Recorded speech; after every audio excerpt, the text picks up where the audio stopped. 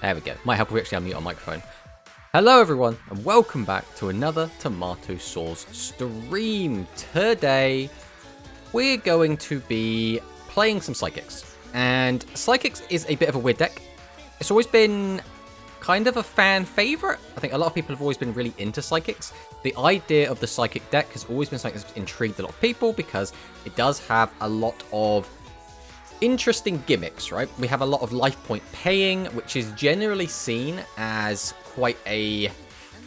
what's the best way to phrase this? Paying life points and using life points as a resource is generally seen as more of a higher level tactic. And this is something that was also seen in other card games as well, such as Magic the Gathering, where if you were playing cards that had a much higher power ceiling but had a life point cost attached to them, it generally felt like, oh, you know, you've got so much more to manage, it's so much more difficult to play. And in the same vein, Psychics do kind of fit into that category. The issue being that they lack a lot of options. Now, the Psychic deck is still very, very fun to play. It still does have some stuff it can do. But I think it's being held back right now by Konami, by the number of cards they're releasing and the restricted list. It's all getting a little bit weird. But later on, we will be playing in the Angel Cup. We will be swapping off of Psychics for that because I'm not brave enough to take a deck that is completely untested by me into a tournament setting. So we'll be swapping over to Noodles for that, which is obviously what we're mainly known for. We haven't had a lot of spare time recently, so we haven't really been learning other decks as much as we would have liked. We're going to be testing out some other decks going forward and hopefully move on to other things to play in tournaments, but that's all that's going to be. First off, let's deal with this before we continue. There we go. Let's get rid of that. Pesky, pesky bot. Then we will say hello to everyone here. Hello, Terraning. We're gonna get this right. We're gonna get this right. Terranigma Hack. Welcome on in. Thank you for the follow. We have EDC Hov or Ed Chov. Welcome on in. We have Grand Harrier. How is everyone doing? I hope everyone's having a great time. And I guess we're just gonna, for the most part, just kind of jump in, right? I mean, we're playing Psychics. We're going to see how the Psychics play. Our last experimentation with Psychics, I think, had a better skill. Because I'm not the biggest fan of the skill.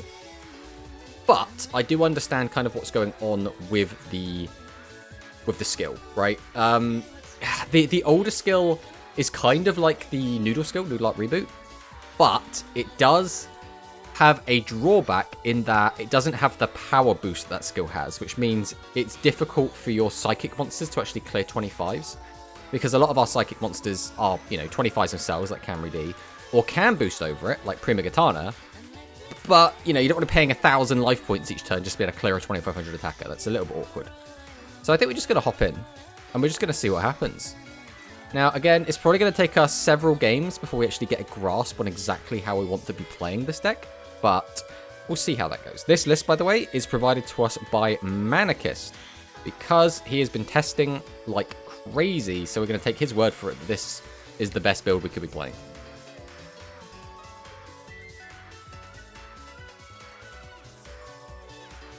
Whoa, you did spoke my name correct. Well, I try. We don't always get it right, but we do give it our best shot. Alright, let us see what our opponent's going to be on. This could be Overlord, this could be just Machines, this could be SAR, this could be a number of things. This could be aggro.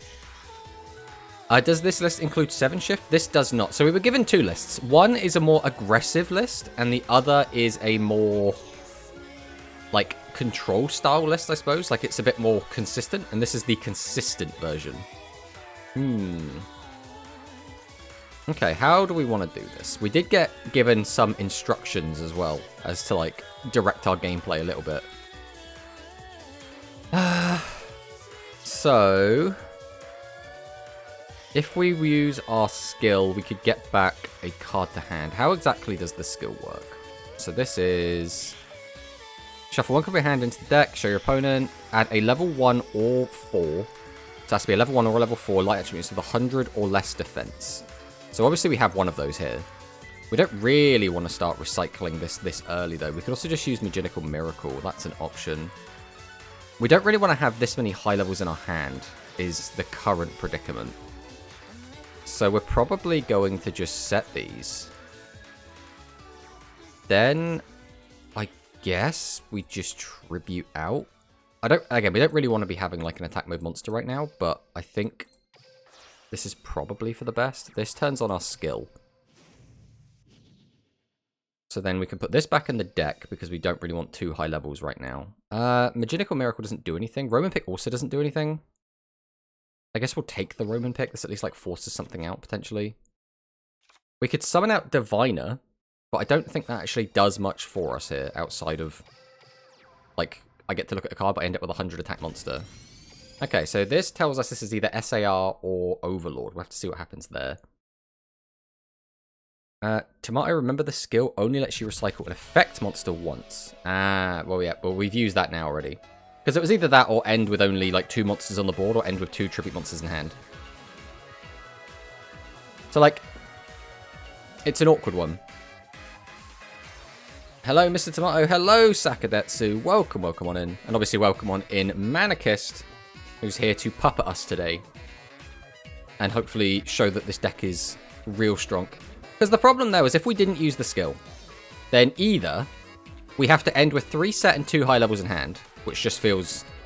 maybe that was the play, because if we did that, we could have just used the skill the next turn. We could have revealed the Camry D. But then if we draw into more high levels, it gets really awkward. So the only way to end with an empty hand and 3 monsters on board was to basically do this. Okay, SAR.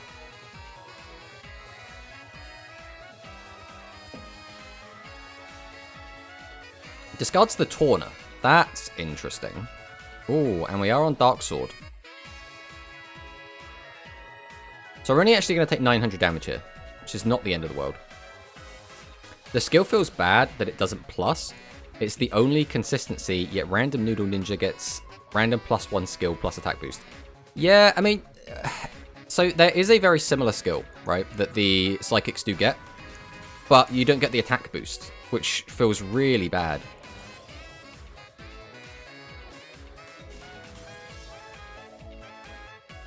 Alright, let's see if we can draw our way out of this. So this only works if we have a Candy on the field. We can get out a big guy, attack, and then die. He also has the Torna now, so we have to clear the Torna, otherwise we're going to be consistently under its thumb the entire game. We could just dump everything back in. This will go down to 400 attack. We could clear it with that. Ugh. Yeah, this is not looking great, not gonna lie. I'm not really sure what the best play here is. I think we need bodies on the field more than anything. Right, I think this is the play, but this could be wrong. The issue is that we're going to take a crap ton of damage no matter what we do. So we're going to summon out the Maginical. Then we're going to go ahead and drop TSA. Because the issue is we want to wall up right now, but we can't wall up because we don't have enough bodies. And we can't wall up in the face of a Torna. So I think we are going to use Tribute to the Doom just to try and stave off some of this damage. Because otherwise those cards aren't going to do anything anyway.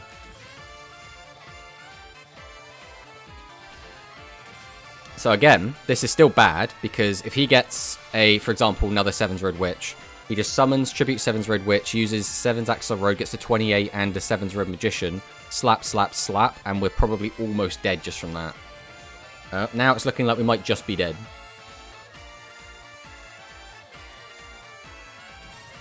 The only thing I think the skill needs is Candy early. Either engrave or something, as Tomato is seeing. Without it, you are limited a lot. Yeah, I feel like I'm in a situation where no matter what I do, it ends really badly. I thought you could also add effect monster once per duel. Why couldn't he use it? So you can only use it the turn that you've summoned the level 7, was it? I'll show then your opponent a level 7 light attribute monster or a Candy. Okay, so it's a Candy on the field. But the issue there was we had already used the skill. So it's once per duel on an effect monster, and we used it to unbrick our hand on the first turn. Because if we didn't do it, then we would have drawn into that second copy, or that extra copy of the... I mean, we'll save that replay. It's a good example of what this deck does when it bricks. We would have drawn into another high-level monster. We would have had 3 high-level monsters in our hand, 2 other cards. We could have used the skill then to get rid of one of our monsters from hand, but then we're still in a really shitty position because we still got 2 high-level monsters and still no way to plus, so we still would have been stuck.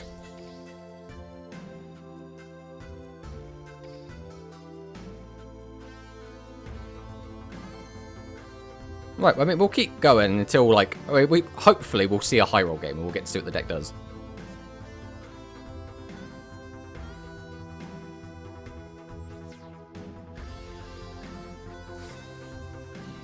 Yeah, I was thinking back to the old skill they have, which is if you summon a level 7 psychic monster. That's the old one. That's when you get to get the plus.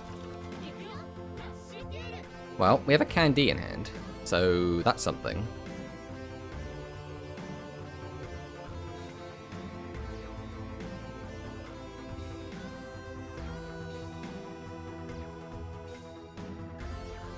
I recently swapped to the Esperard for a 3rd Gitana for skill consistency. The problem is Gitana is so shit so much throughout the game. Like, it's really, really bad until it's amazing. I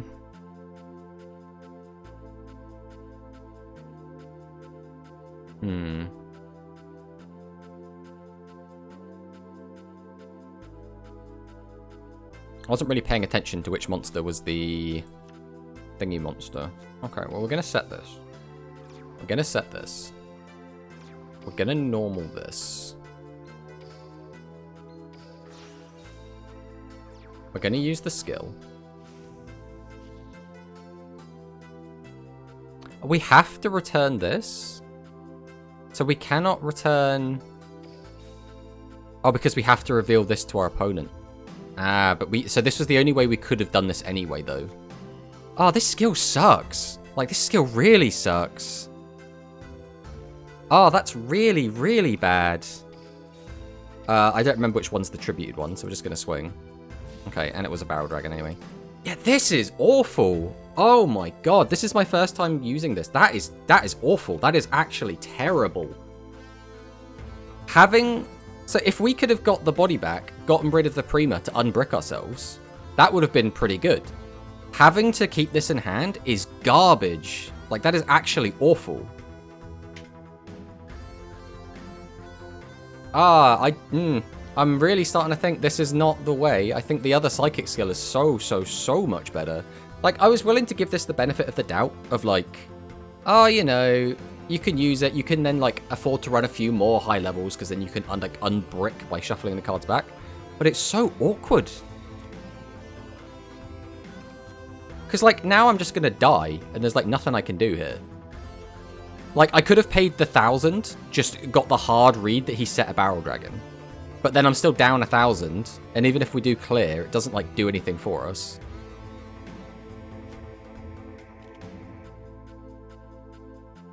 Hey, Raider Paste. Welcome on in. Oh, Raider Pastel? Raider Pastel. Ray-do Pastel. Raider Pastel. It's got to be Raider Pastel, right? It's got to be Raider Pastel. I'm really, really bad with names, right? You probably noticed. Yeah, Konami hates Psychic or Roman are afraid to make it good. Yet good boy Yuga gets 1 buster. To be fair, Yuga has a ton of really awful skills, right? He gets all of the really, really bad boss monsters as well as the really, really good ones.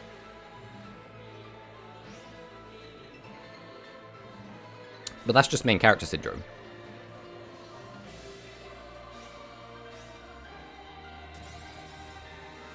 I mean, we're dead on board. And again, we are going to save this replay because there was nothing else we could have done with this hand. This is a typical Psychic game, apparently. Hopefully, we'll get to see some high roll games because that was a game where we actually managed to open the Candy and it still did nothing for us.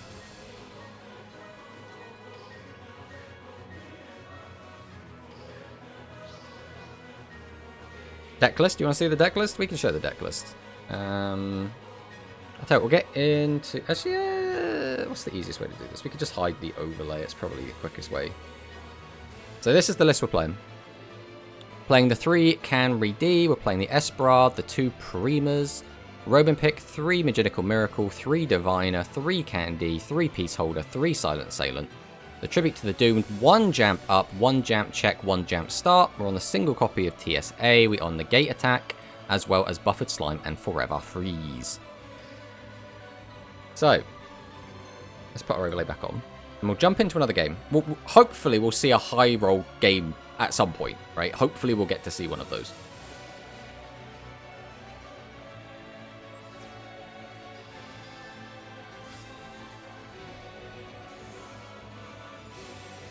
Somehow never saw Peaks Holder or Candy. I mean, we saw the Candy in that last game. There's Peace Holder as well. Okay, we set this. I think we want to hold this. So we have options. We could summon all these in attack mode, which is very aggressive. But if he has like double, if he has a Dragius, for example, we get punished a lot. We'll do it. We'll put them all on attack because worst case scenario, we're going to lose a bit of damage. Best case scenario, though, we will not lose our whole board, which could be really, really good. And I think we're going to need to high roll something in order to win. Oh, please do not high roll us. Oh, he hit a spell and a trap. That is actually fantastic. This might be the game, boys. Oh, he's got a 19. It's not the end of the world. It means, once again, is that a Dragius? Okay, it's only a Trigger Drago, so that's actually really, really good for us. So he's just playing aggro then. He's playing Captain Boring aggro. Okay, so this we have to have a monster with 100 and 100, so that's not going to be too good for us right now. We could pop that. We could potentially try for a lethal line, but he's got 2 back row. Alright, we will go ahead and get out our entire board either way. We'll normal summon this. I think we have to do this, right? I mean, we could have done this. That probably would have been better. Alternatively, we just swing him with this. That's not a terrible idea, to be honest. I don't actually hate that. I think I'd rather maintain both of these back row. Let's swing him with this. And we'll just get him for 3,000. Unfortunately, he did actually have nothing to chain, which means we could have just won if we had used the Jamp Up. But with 2 back row and with both Slime and Negate Attack being in the meta, we didn't want to risk it, but we should have risked it.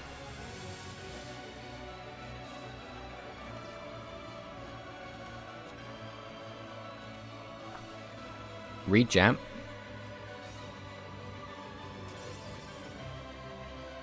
Oh, we couldn't have got the 15 because we don't have the...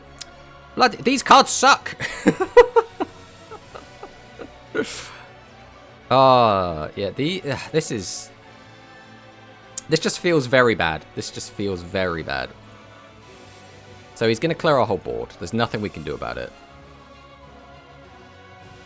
This is the new card, so if we do find... Well, I suppose we're only actually playing the Jamp Check, which wouldn't matter, because we could just look at them both anyway. So now he uses Silver Wolf, weakens this. Let's see what happens.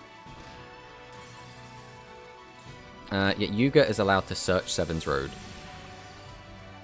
You know, searching Seven's Road is fine. Well, there's Candy. This hand does nothing. We could use that to get back a body. Then what?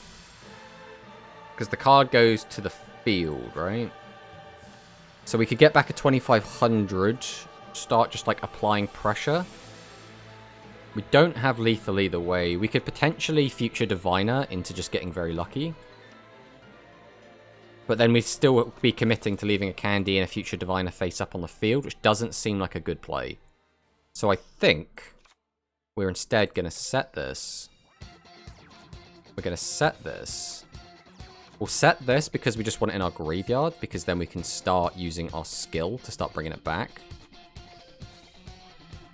Then we're going to summon out the Peace Holder, and we'll use Peace Holder to just attack over this, just so that hopefully we can stop at least a little bit of this aggression. If we force out the back row, that's perfect as well. That, actually, considering we have no trap cards, might just kill us. Why is little bro playing Widespread still? Does he not know what year it is? Normal summon 1 level 1 earth plant normal monster response. I think I just give up at that point. Okay, we're not dead right now. We'll be down to 100 life points, though.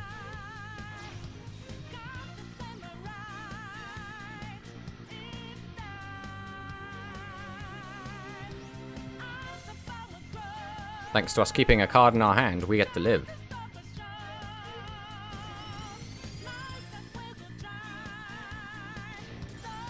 I'd use negate attack here.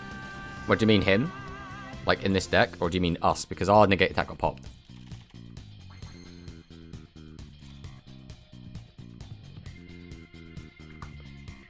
Okay. We have the Canry D, so we can activate this. We need to put a card back. You aren't going to be particularly useful for us because we can't gain 1,000. We can gain 1,000 with that. We're only going to be bringing back 1 Psychic Monster anyway, so I don't think I need this. I'm trying to think how we're going to sequence this. So, I can't gain 1,000 because we're about to put it into our hand now. So I should have done this in... Well, actually, we've got to use the back row at some point anyway.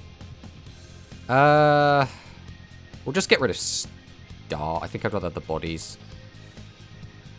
Reveal this. Take back this. We'll then normal summon. We still have all of this crap. We will then normal out Magical Miracle. Activate the effect. Bring back Esperard. We can activate Esperard. Pop that. Pop that. Then our opponent will scoop the game. I wanted to sequence my plays. I've got to learn. I want to learn the deck. I'd use negate attack here instead of widespread. Oh, yeah, okay. Okay, this is a good hand. Yeah, it felt like we drew everything that we needed, right? Unfortunately, we didn't get to, I learned by doing, so, I really wanted to, go through the plays. But unfortunately, he scooped.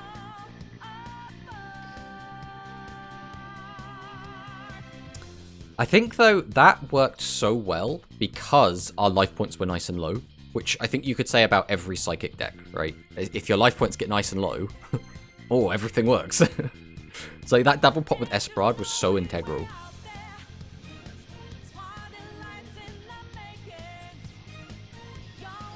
It's Roman. The other problem is, if we get into a Psychic Mirror, that is not going to tell us much of anything. Unfortunately, there's not really much to be... until I'm fluent with the deck, learning the mirror isn't going to help me all that much. Well, Roman Pick always likes to show up right at the start of the game. That's something we're learning. Oh my god, is that Essel? Milled Magical Miracle and Rising Light Essel.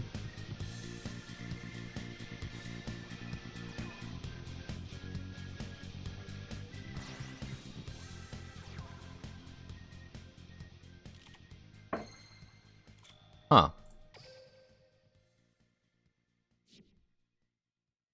So this is probably a Can D, which probably is about 1500 defense.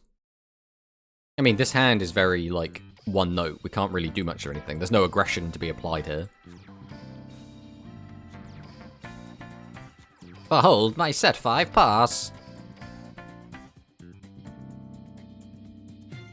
Freeze in the mirror? Okay, we'll see. We'll see what happens. So it works against Candy and Esperard, I guess. Obviously doesn't work against Prima. Oh my god, is that Canry D? Flip summoned, so I can't use my card. I don't think we would use it here anyway, to be honest.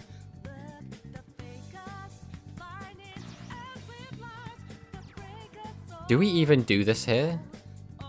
2 cards left in hand. Mind you, when else is he gonna, do this? I think we will use this here.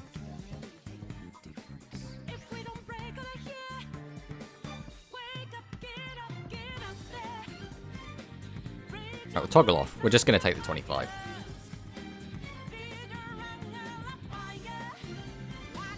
So he's bricking on something. He's got the candy in graveyard now. I would like to see my high-level monsters, preferably. We've only got 2 monsters in grave, so we can't make any kind of play at all. We could crash into that, but that seems really bad. So I think we just set this, and then it comes down to which out of these two do we want to set. Diviner is, like, nice.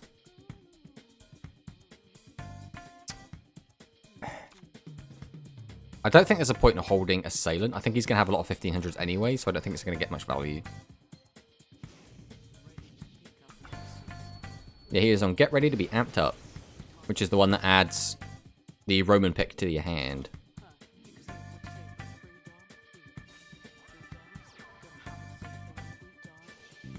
Speedy Performer. Boost the attack up. Activates the effect to put it back in the hand. What is the benefit of this? Just to mill more cards? Because unless you get Pierce or change battle position, this doesn't do anything. Oh heck, is that Prima Guitarner? And her ever-faithful pet, Gazelle, the king of mythical beasts?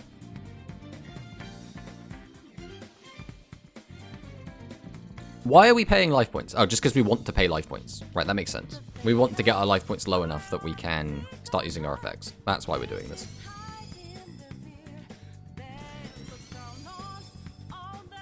Double piercing would be scary right now.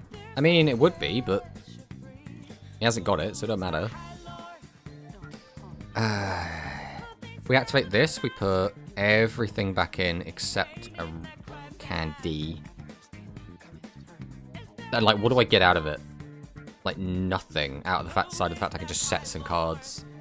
We have no boss monsters, so we can't make any kind of play whatsoever. The question is, do we just fire off the TSA just so that we can set more back row? I don't think so. But we could brick if we don't. I think we just keep doing this. And we'll see what we draw. Because we basically have a candy in our hand, right? We can change one of these for a candy. Or anything else that we draw. As long as we draw a boss monster. And if we don't draw a boss monster, we should be drawing more normal summonable monsters, so we'll be fine anyway. I'm not throwing away slime. Like, we're just not doing that.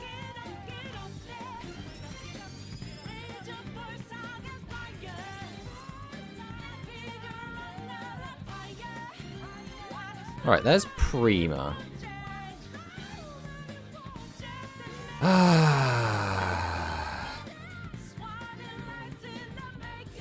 We could activate the skill, put one of our spell traps back. Probably gonna put Jamp Check back, so I want to save it for later when we actually have like a big push. Then we could use... The thing is, like, what does that even get us if we do that? Like, nothing, right? I could pay 1,000 and try and clear Prima. That doesn't seem good. We could just use Jump Up and summon that. That might force something out. That might be the best I've got. Alright, we'll activate our skill. We're going to just put Jump Check back for now. Reveal this to our opponent. And then we're going to add Candy. We'll then summon out the candy. We'll go ahead and use Jump Up. We'll send it to the grave and bring this out, which means it will now get a bit of a boost. I don't really want to pay the life points right now. Although maybe paying the life points would be correct. Either way, we're setting this. I think we're also just going to set both of these, because we don't even have a card to use for that, and I think drawing and discarding off that is super, super high roll.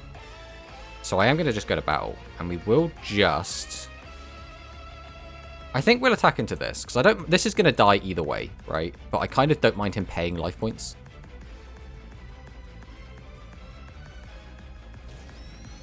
Get him for another 12, and we'll just pass. We've got good back row currently. The issue is... This might come down to a bit of a deck out war. on top of... We both have to force out the other one's trap cards before we can actually do anything. So I need to ideally assemble some sort of aggressive board where I can force him to use his traps before he forces me to use mine.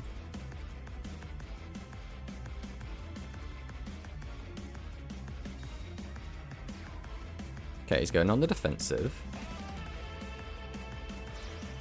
Tributes 2. Summons out a second Prima.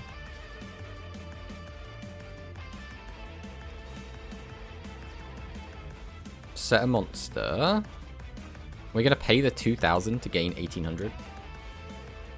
Because I will take that attack to the face.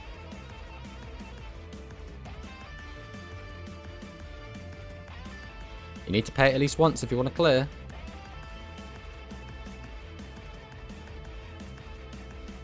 You want to know a secret? Just play more high levels plus 7 shift and play Essel. The problem is Essel is so shit in this deck because this deck has no way to beat sets. So almost everyone is going to just set 3 on turn 1. So even if you can like cheat something out, it doesn't actually help you, right? Because it's like, oh, I've got a body out. And then your opponent just will kill that body on their turn. And it's like, okay, the impact this had on the game was extremely minimal. Whereas if you get out like a Dragius or a Innovator or something, it does immediately do something. Negate attack with Punish, Hard, and set you up for the next turn nicely. How many Magical left in main left? Not that many. I think we just take this, to be honest.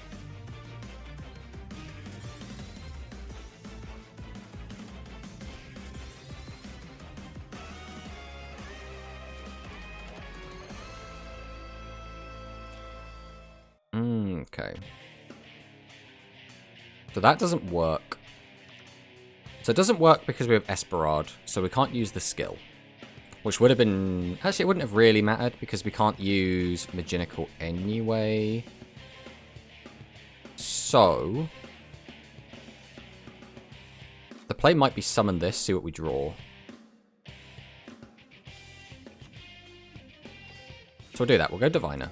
We'll activate the effect. Candy. Does that change anything? Because I could just send this now. Does this bring back any... level 7, so that's fine. So we can discard this.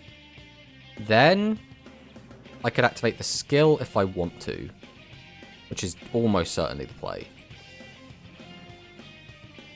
The only issue is this is now on the board, which is kind of in the way. I could summon it out, use that. I'd have to make room. I'd have to tribute both of these to get this out. Then summon that, use that to get that back. Life points still wouldn't be low enough. I would need a second miracle, which we can't do.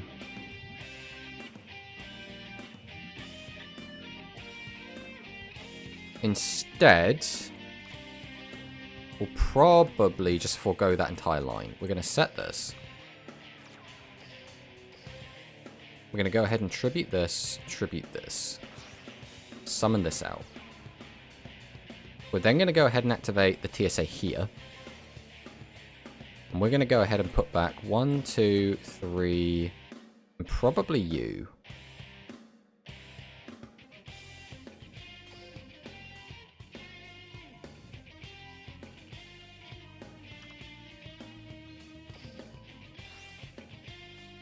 Then I'm going to just normal summon this.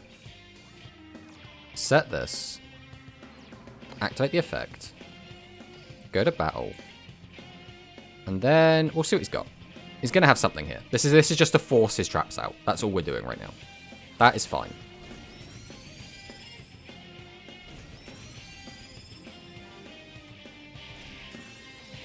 Because now he has a maximum of 1 negate attack left. We still have both of our traps in the back pocket. So we are completely fine. He can start popping our board, which is fine. He would need like 2 removal to get rid of our stuff. Going to go for the Roman pick. He's down to 4 cards in deck, so he's going to need a TSA to just not deck out at this rate. You're going to want to use TSA to get back Magical for later, or you'll be in a tough spot. I would have put back a regular Candy, because if you don't draw a boss, you can recycle still. If you don't draw a boss, you can recycle still. Am I missing something? How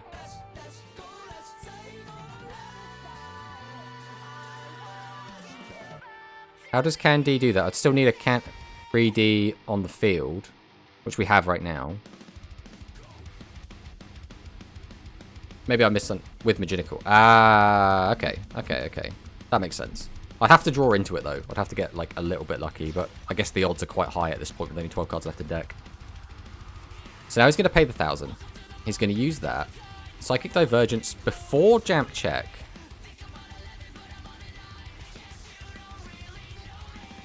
Another Psychic Divergence. Does he have a third Psychic Divergence?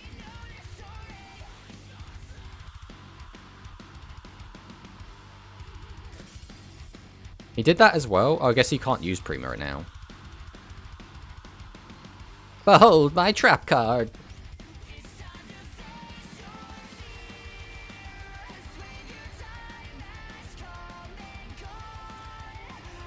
Huh.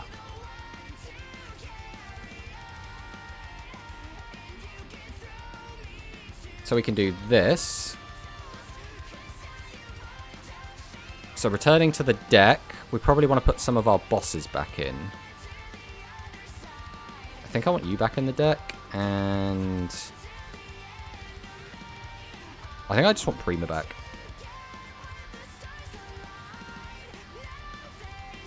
Then I can add back Candy.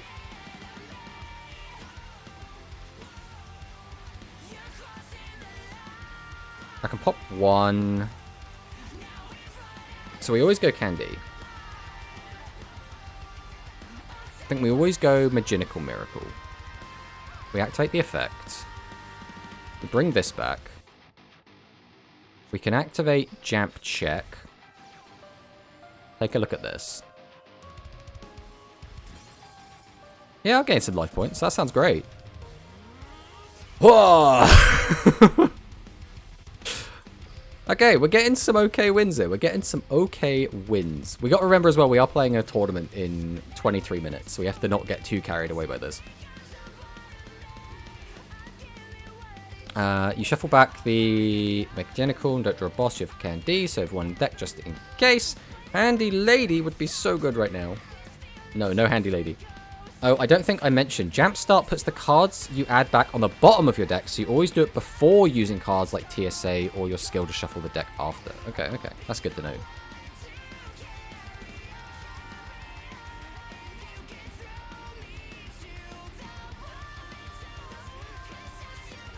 Alright, let us see what's going to happen in our next game. Again, it's another weird one where, like, learning the Psychic Mirror, again, doesn't help me right now. Like, I really want to play against, like, good decks and get good games against good decks. Okay, so this is probably Cyberse. This could be aggro. Let us see what my opponent has for us. Jump Check. Not super great early. I kind of want this later into the duel, to be honest. I mean, either way, I think the player's just set 4 pass.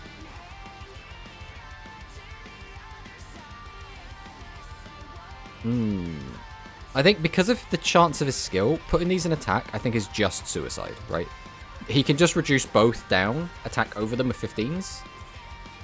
Or he can just summon out big guys anyway and attack over me with, like, free value. But, what? So this is just aggro. So we found another just aggro player. And unfortunately, he has hit the exact right card to stop us from messing with any of his aggro plays. Watch him now just mill Dragius, like, easy peasy.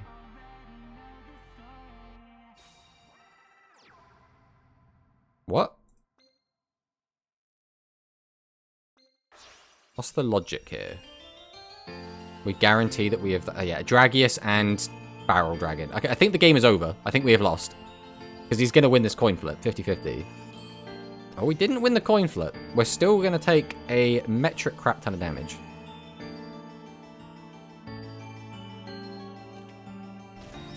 Ow. Ow. Hey, guess what, though? Our thing's turned on. Our Esperad, if we see it. That's not Esperard.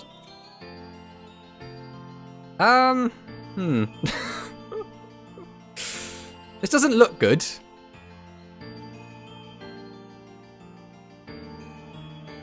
I mean, we have to do this. We have to do this. We don't really get a say in that. We can't even use that, so there's no point in trying to sit on that. We activate this. We'll get rid of this, because it doesn't do anything for us. We can take this back, but it doesn't accomplish anything, so I might as well just take Candy. No, we shouldn't have done that. We should have... Well, because we don't have any in graveyard anyway to use thingy, so it doesn't matter either way. We set. I mean, that swings, and then we just die. This way, he has to draw a monster, and then he has to win the coin flip. So I actually think we kill Dragius here. Because right now, Dragius just kills us on its own with what he has on board. So as awkward as it is, I think we have to hit it. I mean, this is not Psychic's fault. It's such a high roll. I mean, you're not wrong. You're not wrong. But, like, if we had seen some traps, maybe... Because, like, we have the Forever Freeze, which is still, like, okay. I need him to lose this coin flip. That is step 1 of the plan. Okay, step 1 of the plan is succeeded. Now I need him to summon a second Dragius that I can get rid of. And then him not have anything else, I guess, is the play. Still on widespread, by the way.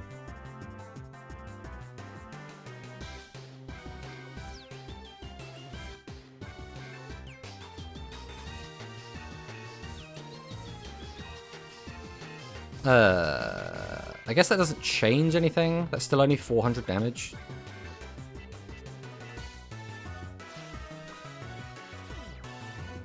We have to do this, because otherwise we are just dead. But now I need him to not have, like, any normal summons. That is the last part of the plan. And it doesn't matter anyway. We'll let him finish us off. Did he have normal summons on top is the question. I assume he probably does, right? This is a very high chance that he just has, like, a couple of 1500s in hand. In which case it would not have mattered anyway. Well, ow.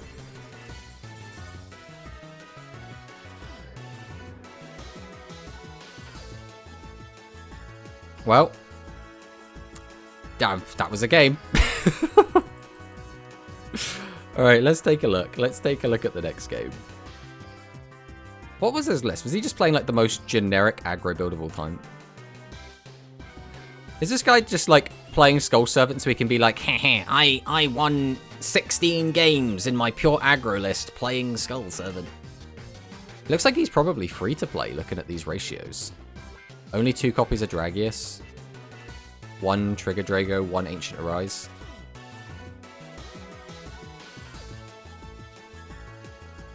Alright. Let's see what happens in the next one.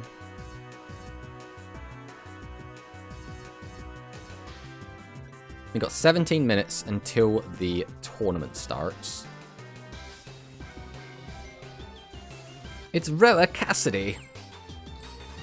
Let's see what Roa's got for us.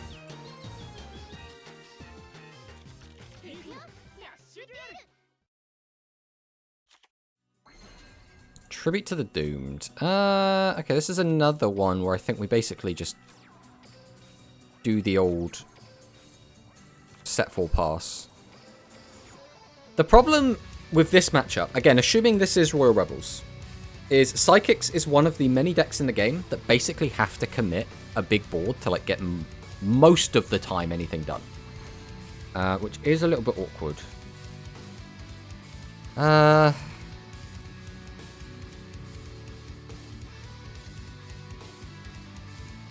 Do we have a lethal line?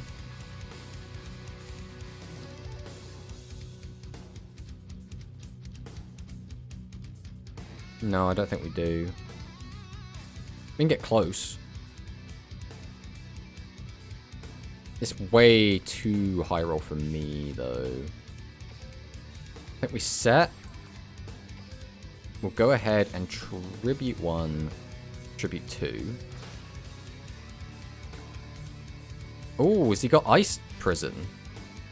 That's an interesting one. Okay, Forever Freeze. His Japanese name is Ice Prison, by the way. Okay, so he's not playing thingy then. Not Psychics. I could activate this, shuffle back the negate attack, and then get out the guy again.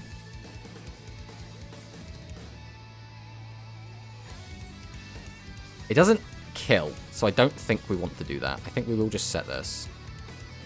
We'll flip this. We're going to summon this because I'd rather have two bodies on field. We're going to hold this in hand for now, and then we're just going to get it for 25. So he had a Battle Trap and the Forever Freeze turn 1. But he's got 2 bricks in hand, it looks like. So this is just an aggro list, it looks like. You should have tributed Peace Holder. I mean, does it make... Oh, because it's a level 4 light monster. I don't think it makes too much difference, considering we got the candy in the graveyard anyway. Now, behold, my Forever Freeze. What do I actually want to get rid of? I guess we'll get rid of this, because Magical Miracle is not the turn it was summoned. Jamp Check would have gone so hard here. So we're not going to be able to kill him either way, because we know he has a trap that he can use. We will activate this. I don't think there's a point to hold Katana right now.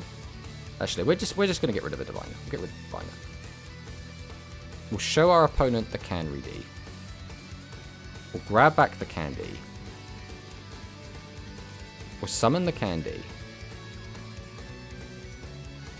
Have I, like, messed this up? I have. How did I mess this up so bad? What did I do wrong? I could activate this, but then that doesn't fix anything.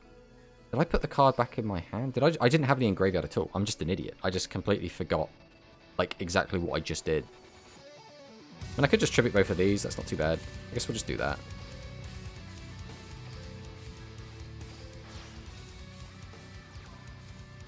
Then we'll go ahead and summon Diviner. We'll activate Diviner's effect. That's not bad. We'll get rid of this for now. Then I'm just going to summon out this just to threaten the lethal, so he has to use back row. Oh, I should have used this again to get the draw again. I guess it's still worth it. Is it worth it? I could just put it in defense mode even. That's not a bad shout. I think that's even better. Because the extra 500 shouldn't matter. I'd like to hold on to this. Go to battle. And then we'll force either a negate attack or a slime here.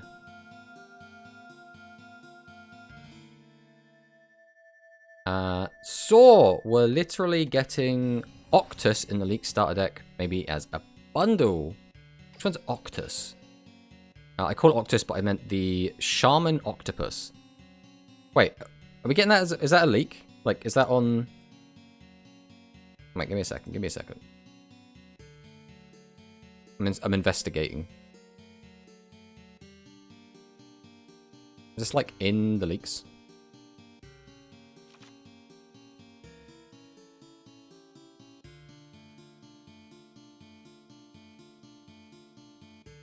Did I miss something?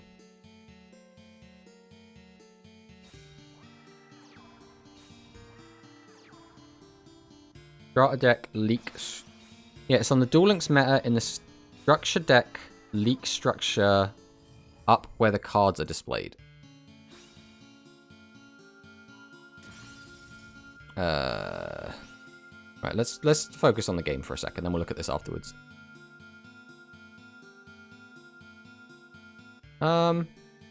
Yeah, that's fine. You can kill that. What did he just do?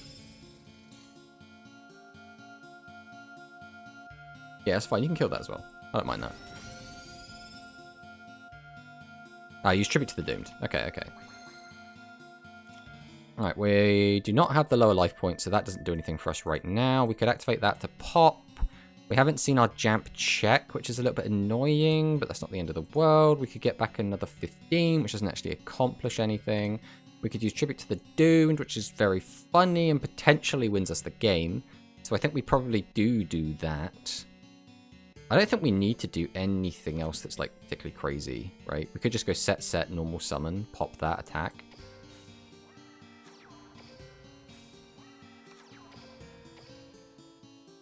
Tribute 1, Tribute 2.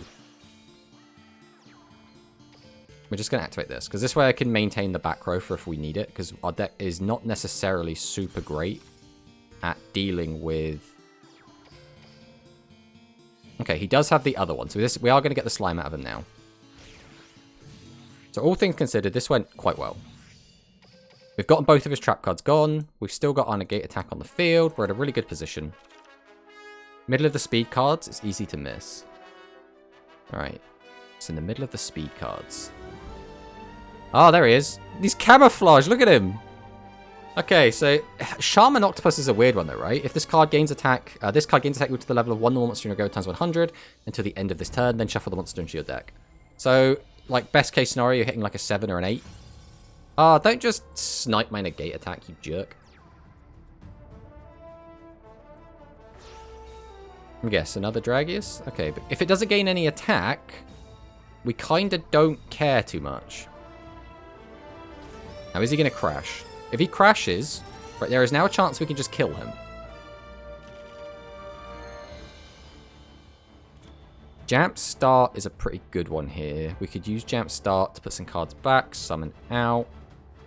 We need to ideally just get 3 monsters out. Right now, we can get a body, use that to get 1 out, those 2 to get another one of these out, but that doesn't actually fix our current issue. Which means I think we're going to have to rely on that. So I think we start with Jamp Start either way. We'll put some cards back that we ideally want to draw. At which point we probably won't have access to thingy. I'll tell you, we'll put both the miracles back in. I think that's a good shout.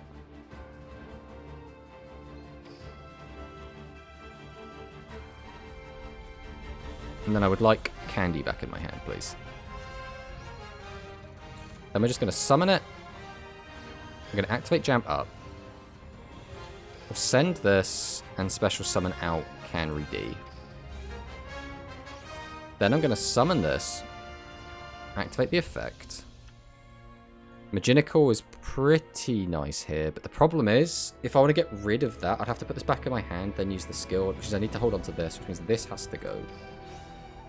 So now I can activate Canry D, put this back in the hand. Then we can activate this. Oh, wait, this still doesn't end where I need it to. We've done this a little bit wrong. I could just take this, right? But then I don't get that. I'd have to just hope this 1000 is enough. I think that's actually going to be better in the long run. Because otherwise we're going to have a 100 attack monster, which is so useless.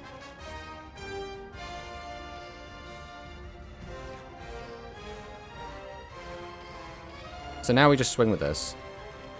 Now, assuming this is not a Cliptotron, we just kill. You can shuffle back Blue Eyes. Tomato, recycle Maginical with the skill. They use it with the Candy. You get 2 bosses you misplayed. Recycle Maginical with the skill. Then use it with Candy. Oh yeah, because we can use Maginical with the skill to actually put it back in our hand. You say we misplayed? I just won the game. So you misplayed. Nerd. Alright, we've only got 5 minutes until the tournament, so that's going to be our last one for now. We'll play some more afterwards. But yeah, we still need to play the deck a lot more before we, like, see all the lines and, like, get it all. Because, again, we've played this deck, like, 6 times, right? We're not going to be a professional with it just yet. We're going to be still stumbling for a little bit. But so far, I think this deck feels like it has the same feeling that all the other Psychic decks have had, which is, they're fun, it does some really cool shit, it doesn't do that shit well enough or often enough. And I think that's what's always going to let it down. Because, like, it's like Ridercross, right? Ridercross is really fun to play. Like, it's a really enjoyable deck. All of, like, its resource loops and stuff are really fun to do. the numbers are too small, so it doesn't matter, right? It lacks the tools it needs to. So that's kind of that. For now, we're going to swap over to Noodles because the tournament will be starting soon. And like we said before, we don't really want to take Psychic into a tournament setting where we're probably just going to misplay it a ton and get completely destroyed, like, in our very first game without even having a chance. But if we hop back over to here, we'll talk about the Shaman again a little bit, I guess. I mean, it exists. It's a fish. 800 life point cost is a bit steep in Duel Links, I guess. Putting a normal monster back into your deck is okay. It's only one card, which is a little bit of a shame. If this could shuffle back like 3 cards and gain less attack, I think it would actually be better. Because just having a way to just put cards back into your deck is actually really strong right now. And people are playing around things like Siesta Terrera and TSA by just not leaving face-up monsters on the field. So it's a weird one. I don't think this is going to be a bundle, though. I would expect Shaman Octopus to be a, like, part of an event. Like, you'll do, like, an event gacha or something, and it'll just be spat out in something. That's what would make most sense to me. Like, I don't see why anyone would want this in a bundle. It's a weird one. These bundles are neat, right? Rafflesia's cool. Psychics now rely on candy, and also, I think you have to heavily invest into learning your lines and cards, etc. There could be so many options, so it requires a lot of thinking that most players don't see the point in, as other decks perform well with less thinking. But that helps us too, as it's hard to predict our plays. Shaman will probably be card trader. I mean, yeah, that's somewhere for it to just be. Yes, I think the other issue we kept having is that our life points were consistently higher than our opponents in most of those games we just played. Which meant, although we kept seeing Roman pick, it was never live. And I don't like the idea of, like, just purposely dunking my life points for, like, no reason other than in a few turns I might draw into Roman pick and it might do something. But we're just in a situation where, or we have been in a situation where it's just been, not live, right, which is a little bit disappointing. Alright, let's take a look and see who is currently signed up to this tournament. So, looks like a lot of people did sign up last minute, because about an hour ago there's only about, 8 people? I think Neko Hand we've played against a few times. Bearing in mind, again, like, some of these are, like, Japanese names that have been translated. Yeah, Roman pick isn't a key card anymore, which feels odd to say, but I feel it's not as needed as it used to be. I mean, Roman pick is still amazing, right? You can still do really, really cool shit with Roman pick. Like, you can plus and then put it back in your hand, resummon it, plus again. And when Psychics don't have that many ways to plus, it's really cool. Alright, well, let us see. We've got 2 minutes before the tournament's actually meant to start. And then we will see who we're going to be against. Hopefully. Because it's a weird one. I'm not super expecting to do particularly well here. If we do scrub out, it just means we could just play some more Psychic games. And then when we finish some Psychic games, I do actually want to play some PokéRogue. PokéRogue is a weird one for me, because I do really like PokéRogue. It is quite fun. I haven't played it in a while. It's been like a couple weeks since I played it. But Quantum's doing a Rush tournament later, by the way, 10 PM for us. Yeah, that's pretty cool. Did you put Combustion in the main? I could show you the deck if you want. We are currently playing a Combustion. There it is. So we were playing Combustion in... God, what was the last tournament we played?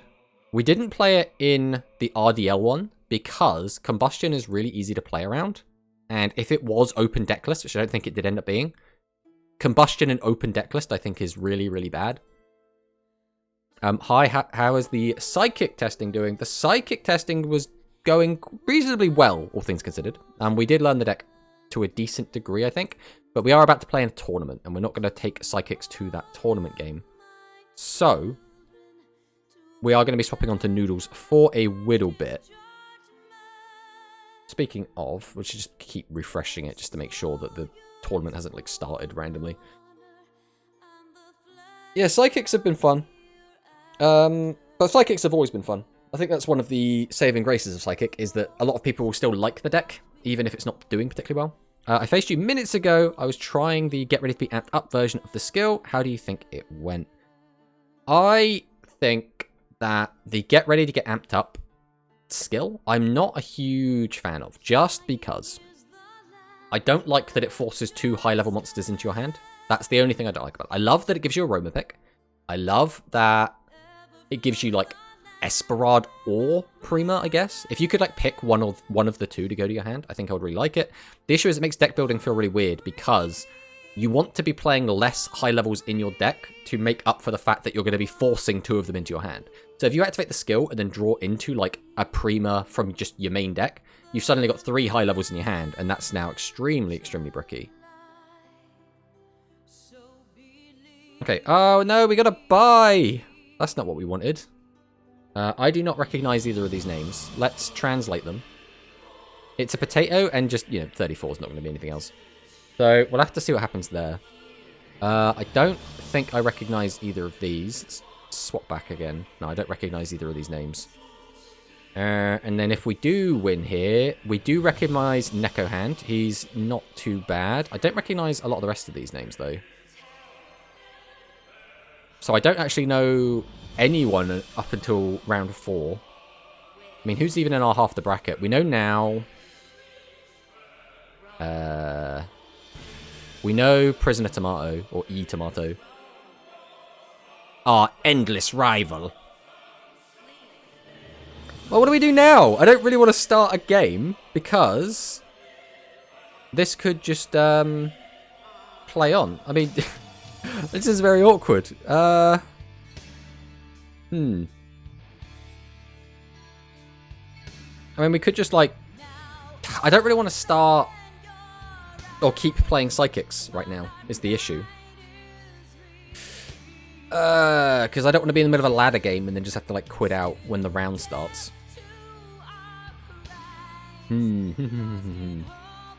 Especially since, like, we're kind of all ready to go. What we will do is we will make a room right now either way, just so we can sit in there. And then we will go from there. That's what we're going to do. We're going to chill. We're going to vibe. We're going to make sure we've got our room ID. And then, for now, I guess what we're going to do is hop over to...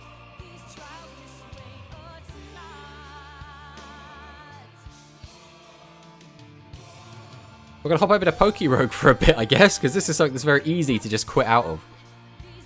So we're just going to play this for a little bit, I guess. To anyone that doesn't know, PokéRogue is a Pokemon roguelike that you play in your browser. This is something that we were planning to play at some point today anyway, but, like, I guess we've just been sped up in our game plan, right? There was a Pokérus that was water. We have a fire already, so I guess we're going to take Bulbasaur. We'll take Magikarp. So we're building our team. Ready for our run. We got a 1 slot. Do we want a 1? We could take Paris. Paris is not a bad one. Yeah, so while we wait to play our tournament game, we're going to be playing a little bit of this Pokemon roguelike. This Pokemon roguelike is pretty fun. If anyone's interested in Pokemon, I think it's, like, well worth giving a go. Basically, we just keep fighting until we... I mean, do we just throw a ball at this? It's going to have a really low capture rate. We'll just Fiery Dance again. We'll try and catch this, though. I would like another Eevee. +1 attack. That's not ideal. But it is what it is. Take an Apricot Berry. We'll put it on probably just Bulbasaur. Whismer's not... I mean, it's fine. We'll just go Fiery Dance. Rain Dance is okay. More Pokeballs is okay. Potion might actually be the pick, but... yeah, we'll go Potion. Wurmple. Just Fiery Dance again. Special attack raises again. Plus defense minus special defense. It's a really awkward mint.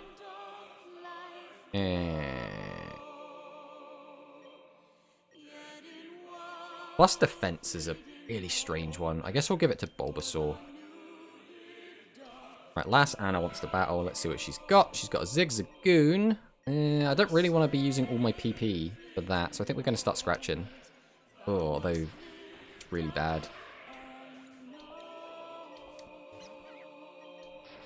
Right, as long as our scratches are still hitting, we're kind of okay.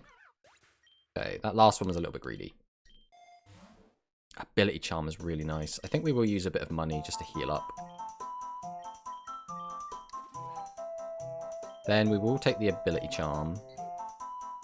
Pidgey, this is fine, right? Up to level 8, we'll take the Nugget. Fletchling is quite nice as well. Will we swap? Let's swap out into Magikarp for this. We'll use a Pokeball. Okay, we got it. It's quite a nice one to have. Hyper Potion. Probably worth using. We're not going to use it on him, though. Are we going to use it on Eevee? No, realistically, we're not using it on Eevee. We're just going to use it on Salander again. Time for our rival fight. That's not ideal. A water type in general is not going to be too good for us. We'll send out Paris for this. We don't care if Paris takes a lot of damage here. Crabhammer's not going to be too useful here. Its power is a lot higher, though, so it should only do... It should do 50 damage, so it should be better. Okay, so we're quite happy to just sacrifice off this Paris. It's basically just to get Bulbasaur in for free, so that hopefully Bulbasaur can attempt to do something with his Giga Drain.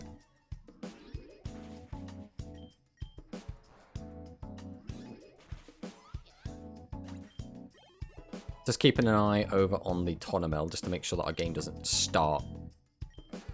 Growth is a weird one, but we don't need Growl.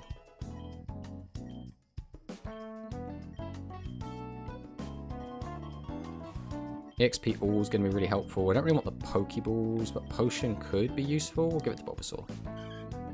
There's a Tailo. We are going to swap back out to Salandit, because I really want to get Salandit to level cap before we get to the boss, which is next wave. Right, level 9 is the best we're going to get. That's close, that's close.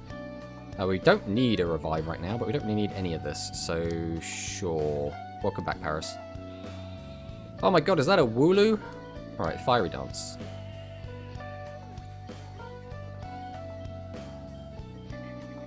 Sure, we'll take that over Poison Gas. We don't need Poison Gas right now. One of the games is already finished 2-0. None of our games, unfortunately. I don't want Sand Attack. Now having some Eggs hatch. These are from the Egg Gacha that we had a little bit before this. Basically, every time you complete a battle, it progresses the state of your eggs. Good old Pansear. Got an Apom. We have a Weasel. We have a Wattrel. We have a Sentret. We have a Capsicad. A Drifblim? I like Drifloon. Or Drifloon even. Drifblim is the evolved form. Got Zigzagoon. We've got Mudbray. We've got Rhyhorn. We've got Fennekin with some really, really nice stat ups. Those are really, really good EVs. Okay. Paris. There's Mantike. Which is our first Mantike as well. That's really good. Another Rhyhorn with not too bad stats. Not bad. With Ice Beam as well. That's very amusing. Take a Combi. With Quiver Dance as well. Barbroach is also really good. Vanillite not super good, unfortunately. Although Earth Power is pretty cool. I'll take Pansage. That Earthquake it just learned. Squovert. It's a Caterpie. Another Buizel.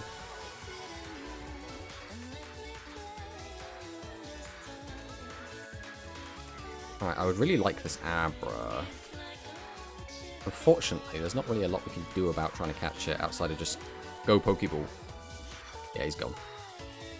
Meowth is another one I would quite like. Right, we'll just stick it in a ball. We don't need another fire Pokemon, so we'll get rid of Fletchling. Pokeball's nice. Citrus Berry's also nice. We'll give Citrus to Bulbasaur. Another Meowth. No, we won't swap. Fine, I'll catch you. I am going to catch you now. This went quite poorly for us, all things considered. Alright, Salandit's down, which is very disappointing. Send out the Bulba. We'll heal up on that. Leech Seed is very, very good. We will be replacing probably just the Tackle. We don't really need the Tackle. Mind you, we don't really need Growth either. Citrus Berry's still pretty good. Uchiena will just stay with us. We'll go Giga Drain. Please don't lower my accuracy, bro. Hit him with a Vine Whip.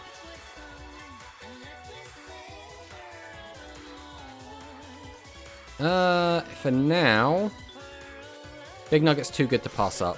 Oh, Mankey is also really nice. Let's Giga Drain it and see how much damage this does. That's not bad. Alright, let's see if we can catch it. Okay, we'll keep the Mankey. What do we want to get rid of? Magikarp will eventually be a good water type. We got fire, we got grass. We don't need Paras, but he is good to catch stuff. We'll probably just get rid of Eevee.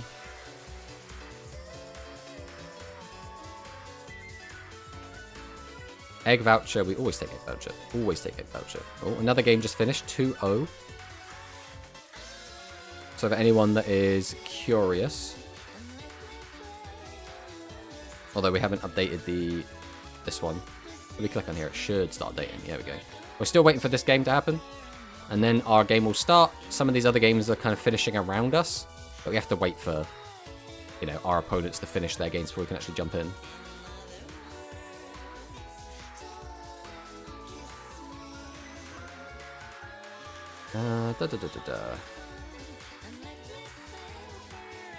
Put that back up. Alright, will we switch Pokemon into this? No, we don't have any ground or anything. Right, as long as we don't get paralyzed, we're kind of big chillin'. Sweet Kiss, that's not ideal. It's really not ideal. Right, we'll get the Giga Drain off. Now we're going to want to swap out. Ideally, we want to get rid of this Paralysis as well. What's our stats looking like? 21 attack, 25 special. So physical attacks aren't doing too much for us right now. Razor Leaf is physical. We'll just get rid of Vine Whip.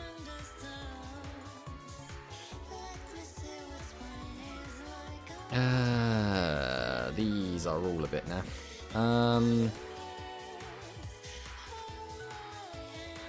We really just do not need any of this. Alright, we'll just give Giga Drain its PP back. Okay.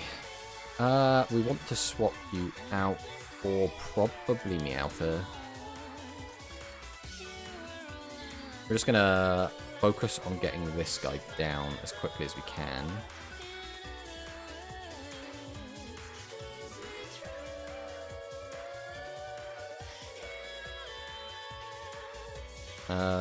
Here we're just going to go for a Tackle, and we'll go for a Scratch. That we're basically just doing the exact same thing again. Meowth coming in big with Technician, which is a really, really good Pokemon ability. I don't think we need the healing, right? Mankey could get healed a little bit. It's not bad. Pokeballs are probably for the best. Alright. Bustle and Minun. Ooh, this could get kind of yikes kind of quick. Right, we're going to hit you with that. We're going to hit you with a Fake Out as well.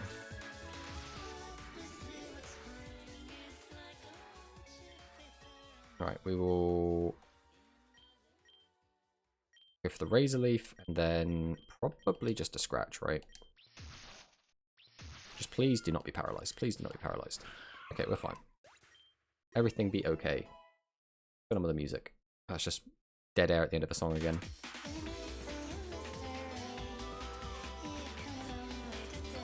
Alright. You do not want Poison Powder. No, thank you. Alright, back to here so we can see when our opponent is done.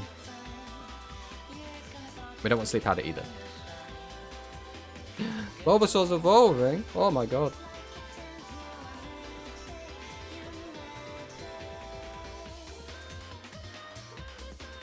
Listen, we just told you to not learn these moves.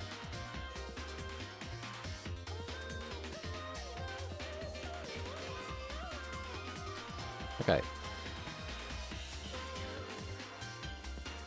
Now we'll just go Razor Leaf and we'll go Low Kick.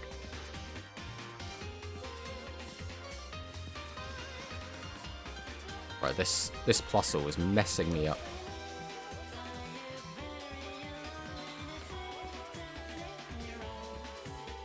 Rare Candy is not bad. What would we even use it on right now? I think we just go for a potion, because we're kind of all in on Ivysaur right now. There's no point in swapping right now.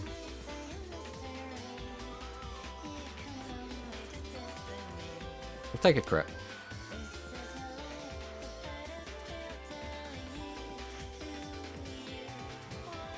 Max Revive is actually really good here. We'll give it to Salandit. The issue here is that this is a flying type. Which is very, very yikes for us. Because he's going to die. Might be over already. We'll see what we can do.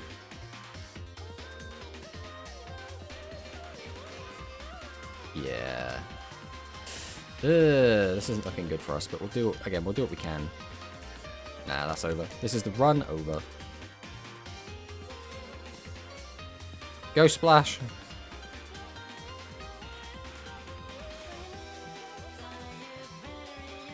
Yeah, that's PokéRogue. Unfortunately, our previous opponents have not finished yet, therefore we are not kind of good to start yet. So I guess we're just going to go again until our opponents are ready. I still think we probably play the same setup. Paris is still okay. Go Salandit. And we'll go for... Isn't there someone that was PokéRogue that I wanted to take? Oh, yeah, Magikarp. This is the issue, is that this starting team is so very mid. Just make sure that the thing is still updating. Yeah, you can go Salandit. Hit you with a Fiery Dance.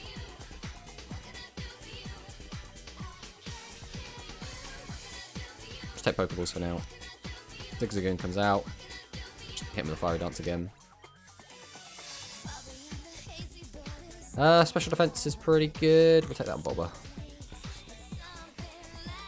Salandit can stay. We'll swap you out for Bulbasaur.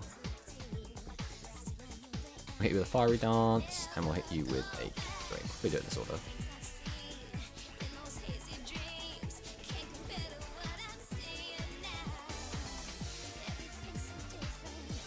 Right, Rare Candy is probably worth giving. We'll give it to Salandit. Another double, okay. We are actually going to use it on Rooklee just because it is super effective against Bulbasaur, which is something I really don't want to deal with. Don't lower my speed, you jerk.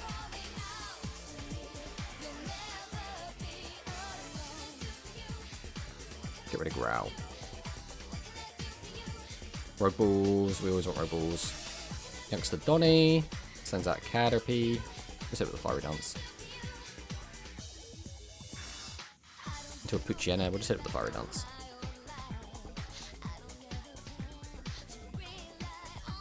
Probably take a Rare Candy again. I don't think we need it on you, we'll take it on Bulba. Another Pokemon that's just weak to fire. No, but awkward, because we kind of don't want to use all our PP. Mud Slap is very funny. Guess we'll take it on Salandit. Because we do not need Poison Gas.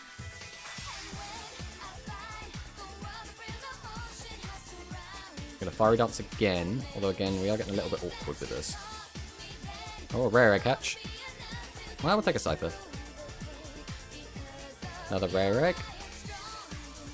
Ooh, a Mimikyu. I think that might be our first Mimikyu. Yeah, it is. Okay.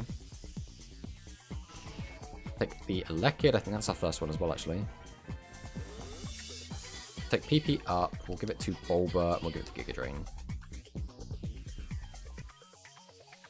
Right, what starter have we got? Ah, Froakie. That is an annoying one. Right, we're going to go into Paras. That's because Paras can kind of tank this.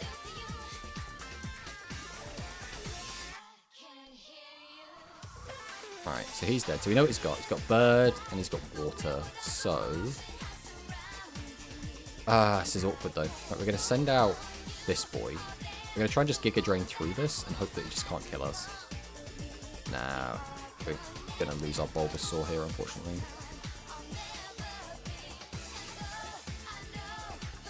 Oh, we actually somehow survived. Okay, we take those. We take those. Keeping an eye on the bracket tomatoes. Yeah, it's on my other screen. We're just looking at it, hoping it changes, but as of such, nothing's changed.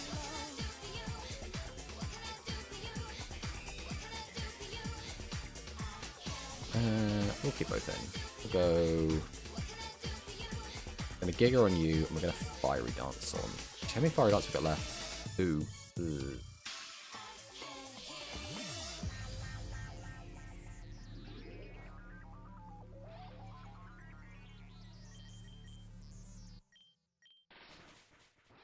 Please don't kill my Bulbasaur. That'd be very annoying.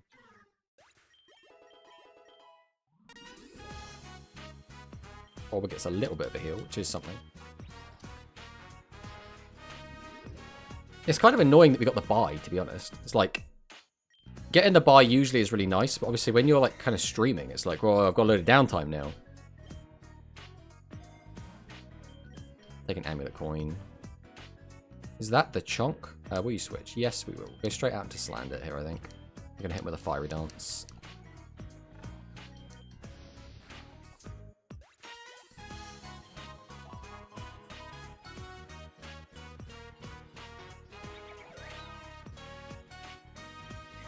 Level cap increased to 16. Will we switch? Nah, no reason. Fiery Dance, go!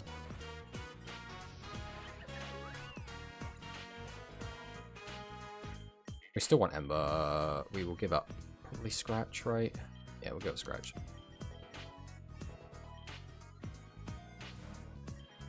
Give a rare candy to... We'll give it to Slander. Meowth is another really good Pokemon. Welcome to the team, Meowth.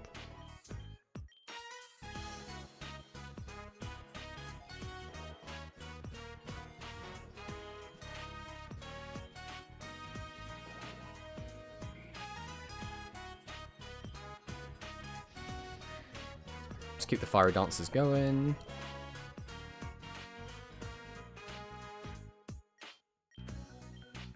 Right, we will teach Stun Spore.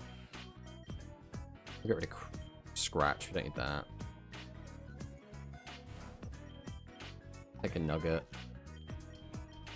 Fiery Dance.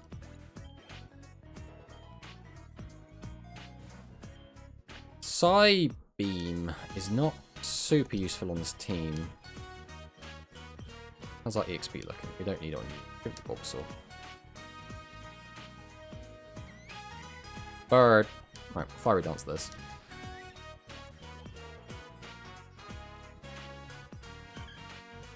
Another bird. I'll just Fiery Dance that as well.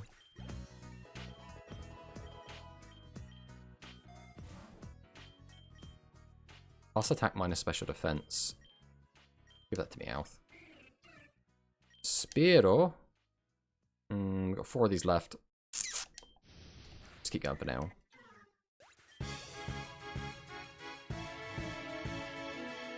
Pokeballs are nice. X special attack's also kind of nice. We'll give him X special attack for now. Right, we'll hit him with it. Oh, that's annoying. So I really need to save my PP. Nuzzle is an automatic paralysis, which is not ideal. We'll swap out to probably Meowth here. Oh, and a crit. That's not good. You can go up Paris. There you go. You can kill my Paris. I don't mind that.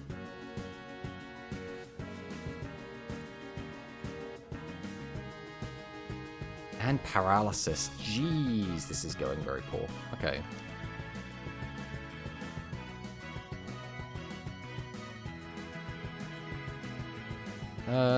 Poison Fang is physical. Higher hit rate than Smog though, we'll take that. That is not really ideal, but we'll go for it, I guess. Please don't be paralyzed, Paris, you pain in my butt.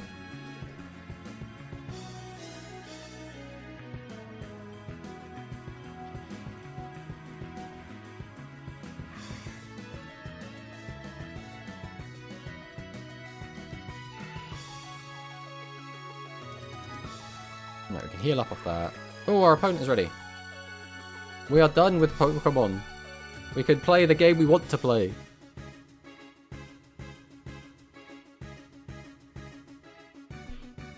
Alright. Let us see what our opponent has to say.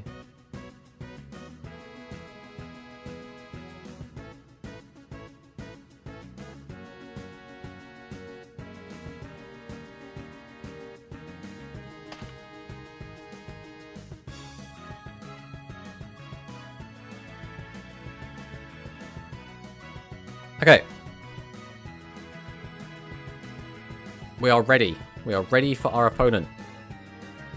After our brief interval of playing Pokemon, we are back and ready to play some Yu-Gi-Oh! Some Rush Duels.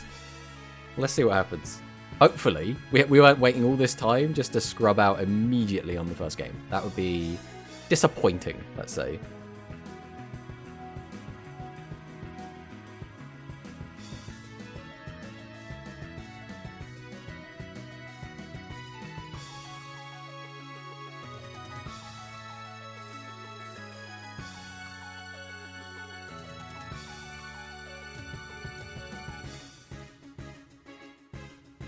Alright.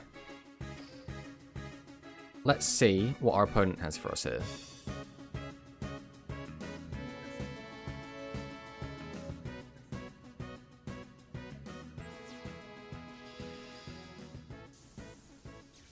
So Yuga, this could be one of many different decks. Obviously the most popular here is going to probably be Machine.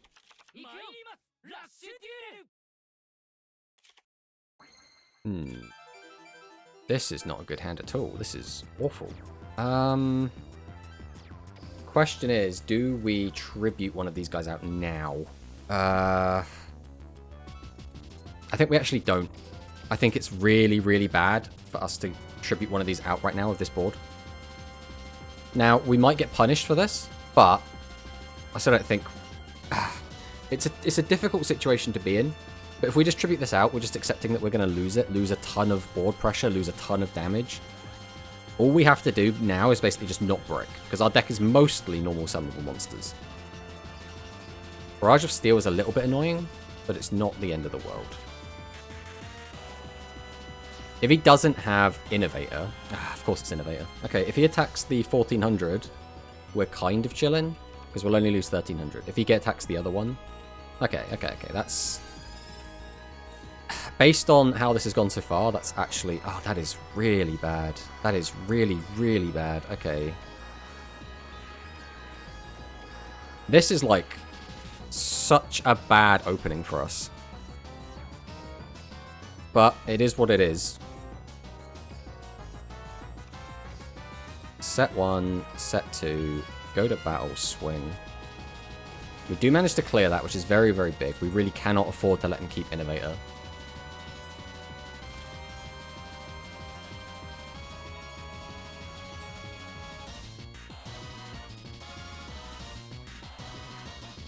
Summons out the drone.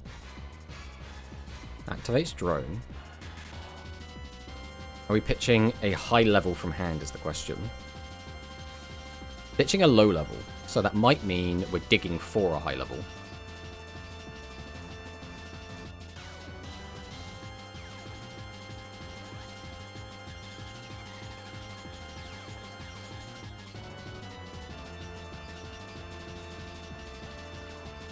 Summons out Aim Eagle. Can't use Aim Eagle with Craft the Drone, notably, because it's an Earth monster. Summons an Essel, so now we can use it. He milled Buffered Slime, which is very good for us. Sends both. Summons out Gold Rush. Okay. Tribute to the Doomed. That's what, 45? Let me just toggle off here, realistically. This is going very, very poorly for us. This is not a good matchup for us in general, but he is high-rolling us very much, and we are very much kind of low-rolling ourselves here.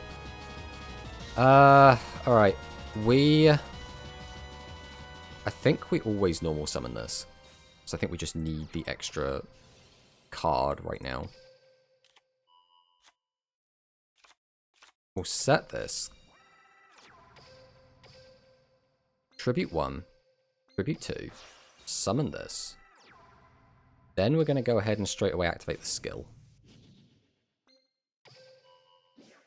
Add a card back to hand. We'll grab back Tang. We're going to summon out Tang. We're going to activate Extra Spice and burn for the 1,000, get the draw. It's not the best draw in the world. Obviously, we were hoping for some kind of specific things. The music has stopped, so we'll try and fix that. I think I am going to summon out the Fyaru in attack mode here. We're going to set this. I don't think there's a reason to use TSA.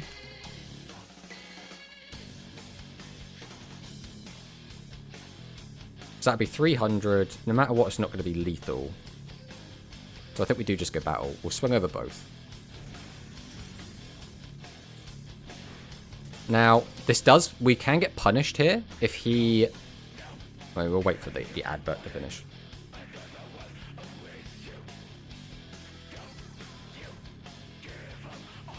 Okay, Surge Bicorn comes down.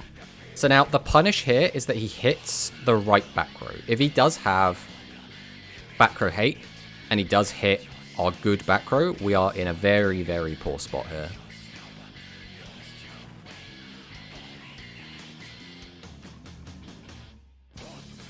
Shuffles 3 back. Tributes to summon out Innovator. Activates Innovator's effect.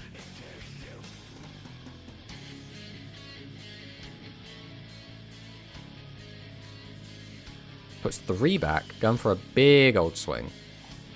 Still has 3 cards in hand. So where are we going with this?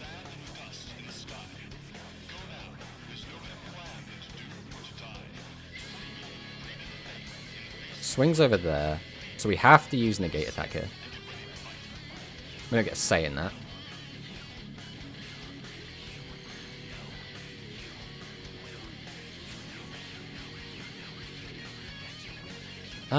So we can reduce this by 14 down to 1,000.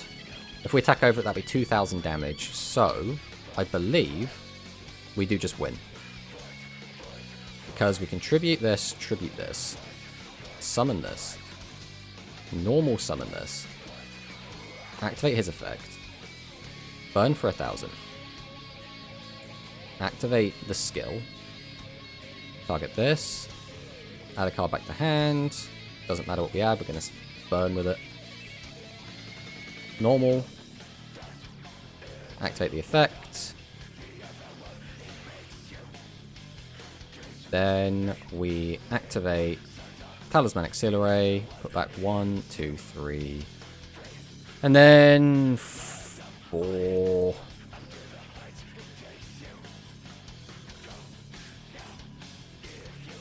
And that is going to be the game 1. So, 1 game up.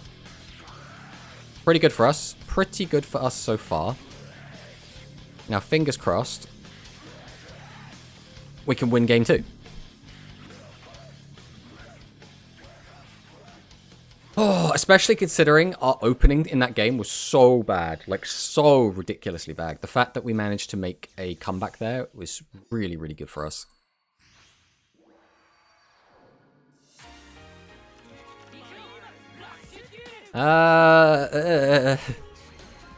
This is another not so good hand, and opening all of the good traps early just means they're going to get popped by back row hate.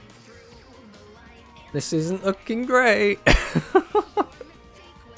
Let's see what happens. Cosmic Ghost Cyclones are the absolute worst thing for us. And now he's going to have another back row hate and pop the other one as well.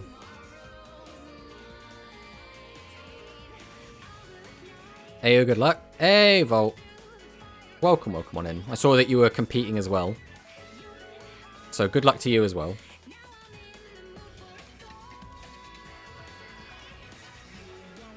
Set. So we know he's got boss monsters. So out comes the Barrel Dragon. Okay. I think either way, we just take this damage. I don't think it's worth using the back row. Hey, Dwam. Yeah, I got Dragus. Oh, did you get knocked out already? I'll draw some cards. I think we always carry her here. Grab back Connor. Then we'll set. Tribute both. To summon out extra spice. Activate the skill. Boost up extra spice. Add a card to hand. We'll grab back Tang. Summon Tang. Activate extra spice. Burn for 1,000. Draw a card. I was really hoping for more back row. This puts us in a bit of an awkward position. Against this deck, I think we can afford to just go aggressive. So it's not the end of the world. So we might just set some cards. Tribute this out. Because I need to get rid of his guys. If we don't get rid of his guys, we're in a really bad spot here. Especially since the chances of him popping my back row are very, very high. Okay. All things considered, that didn't go too bad. But if he draws back row hate, we are in a very, very, very bad position. Because, like, it's so easy for his deck to just come up with a big attack guy, and then we just lose.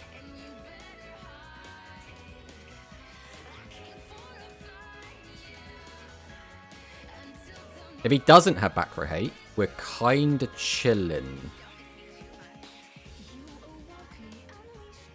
Yeah, it's a shame you went out, Volt. You've been doing really, really well lately. I mean, you did, what, the last Angel Cup? You came, was it second place? And you placed, was it second in a recent point battle as well? I think it wouldn't be too far to say that you're one of the favourites to top in this. Okay, he's doing a think, which means maybe we're not dead. There is a chance that we are just not immediately dead. Alright, double mill with Essel. Put some more machines into the graveyard.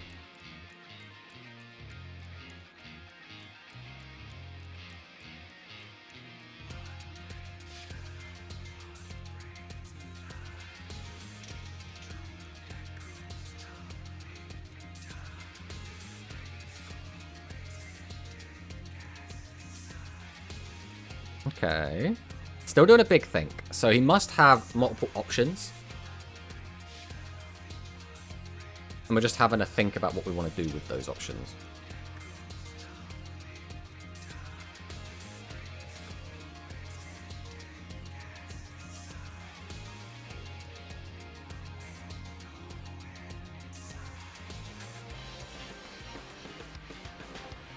I respect the big think. Top 4 in the last Angel Cup and second in the point battle. Yeah, just got to run it back next week, Keck. I'm sure you'll do fine.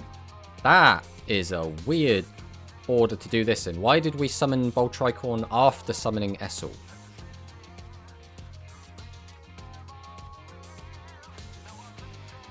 Is there any logical reason you would do it in that order?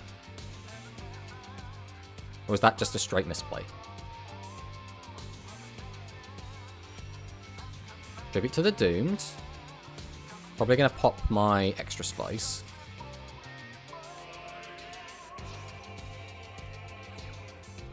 He discarded Barrage of Steel. We didn't use the Tricorn, and we discarded Barrage of Steel.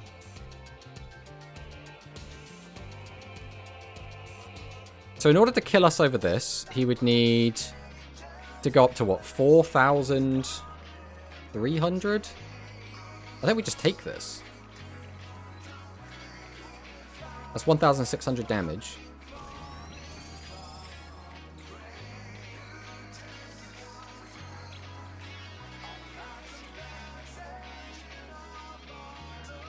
It's not looking great, lads. It's not looking great.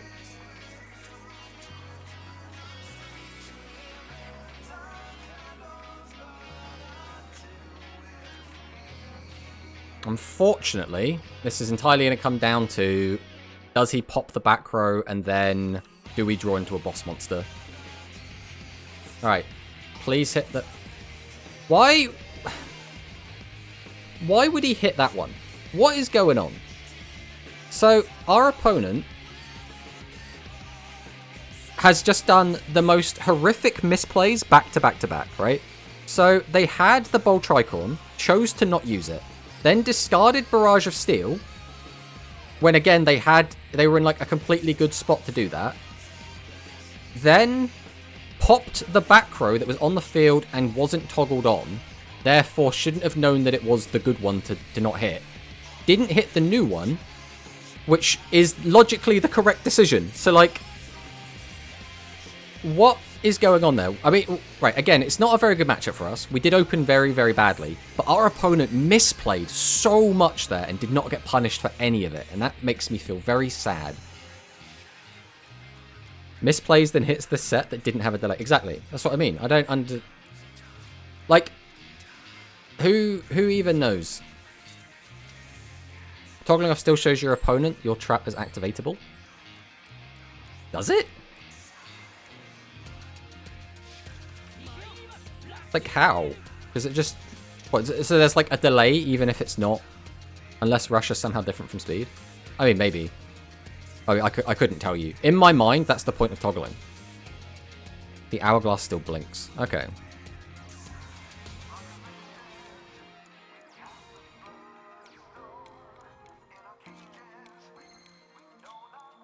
Alright, this... We've, by the way, every single game today opened with double Tribute Monster in hand. Just every single game.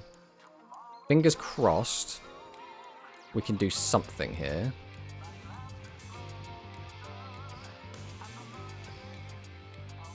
It doesn't matter which one we take, because we're about to send it to the graveyard for the burn effect anyway.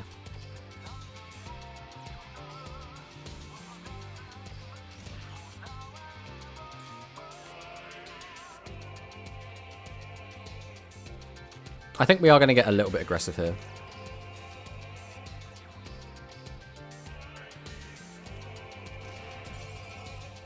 Right. 3,000 to the face is really, really good. No back row kind of stinks, but we have a guaranteed 1,000, almost guaranteed 1,000 damage next turn. It should be quite unlikely that he can straight kill us from this position.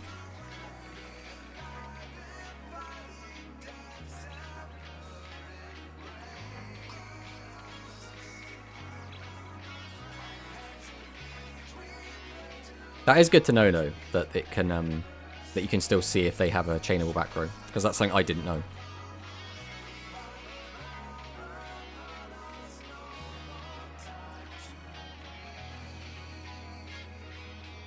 Okay, so we're going to send a card, get a low level. My assumption is that's just going to clear the 3,000.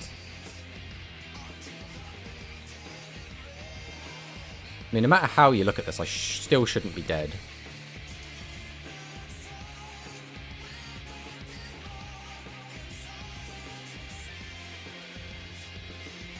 Two cards in hand. We know one of them's a 1,500 attacker. Straight to battle. Okay. So we're only actually taking 22.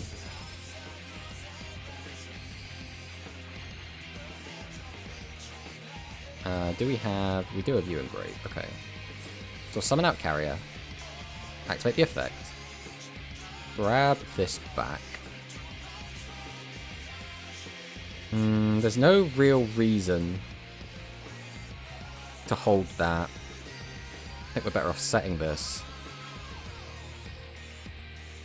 Tribute 1. Tribute 2. Activate the skill.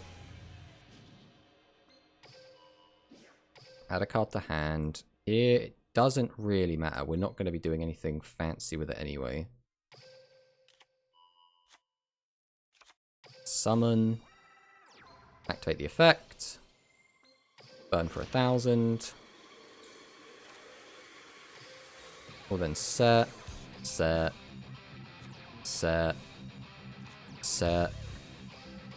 Swing. And that is the 2-1 victory.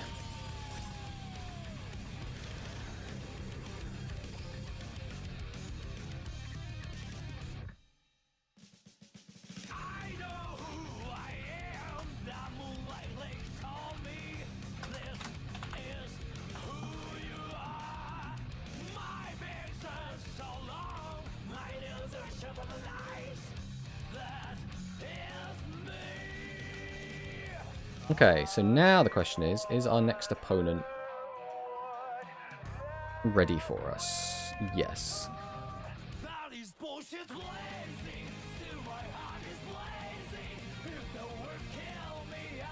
So, let's see if we can just get them straight in. Or if we're going to have to go join a different room. Is Angel Cup start GG? No, it's Tonemel.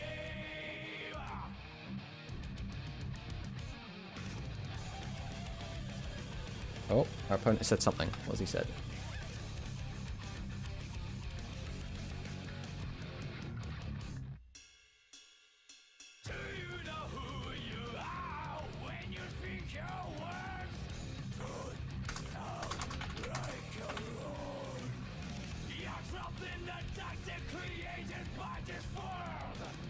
Okay, we are going to have to join their game.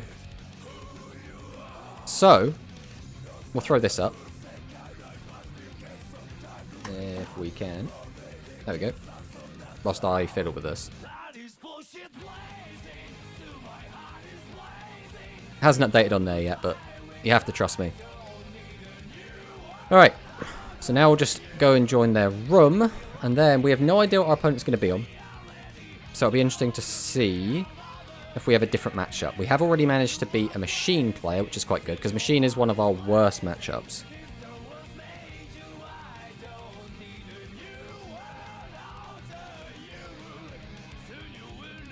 Non-hop, burn, plus draw, kind of correct. Yeah, it's so good. Right. So we'll hop into the game. We'll go ahead and challenge them. And then we'll get rid of this overlay so y'all can see. Whoop.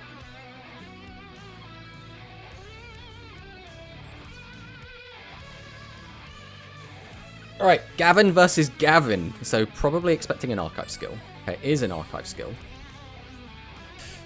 So what is this going to be? This could be Blue Eyes, this could be Noodles, this could be so much. This could be so much.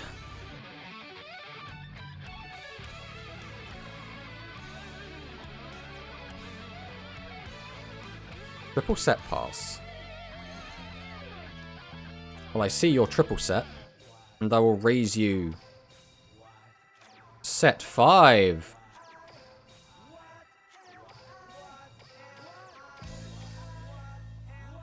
Let's see what our opponent's got for us.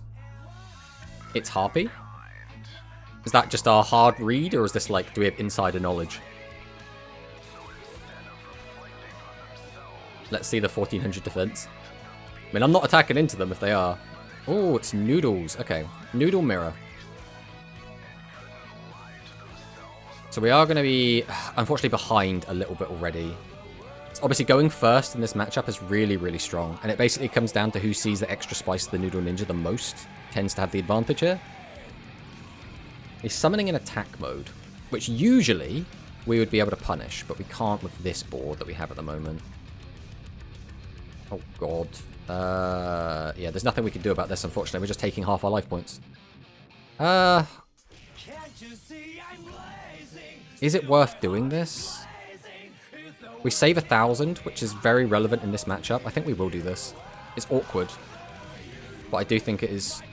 Oh, is it 3,000 we take? Wait a minute. Oh, yeah, because he burned us for 1,000. Oh, it didn't make any difference then. Oh, no, it did, because we would have been 1,000 lower anyway. Okay. Okay. We'll set.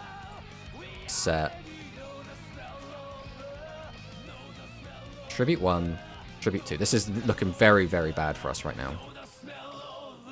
Activate Noodle Art Reboot. Target this. Add a card to hand. I'm going to grab back the Fiaru, because it doesn't matter, it's going to get sent to the graveyard anyway. Summon it out. Activate the effect. Send to the grave. Burn for the 1,000. We don't really need any of the rest of this right now. Actually, maybe we should have tributed that off. That would have been actually better. I was worried about having the body, or I was more worried about the body. But arguably, it doesn't make any difference. Alright, the problem is, if he has a negate attack, we're in a... Yeah, oh god, we've been high-rolled to high-roll hell. This is really, really bad. We're going to take another 1,000.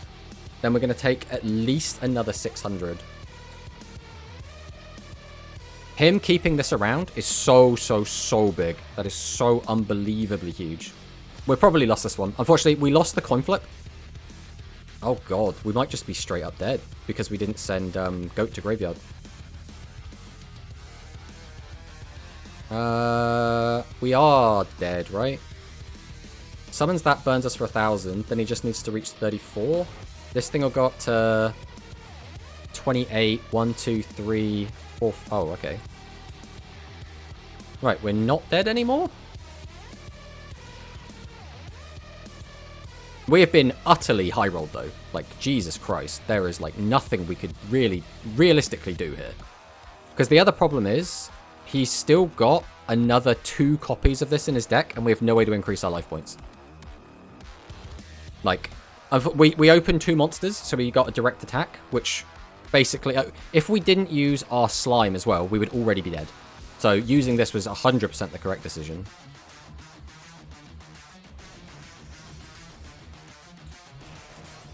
I mean, I don't see how we make a comeback from here.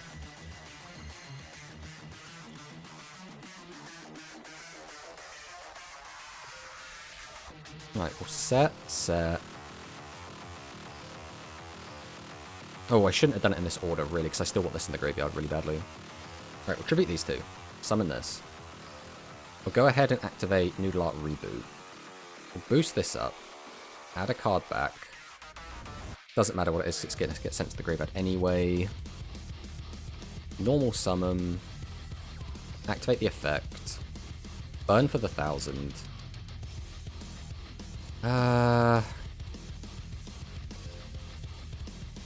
We don't have another Pyro in hand, so even if we did bring him back, that would change anything. I think we activate Talismanic Sealer right here. We've already got one on field, so that shouldn't affect us too much.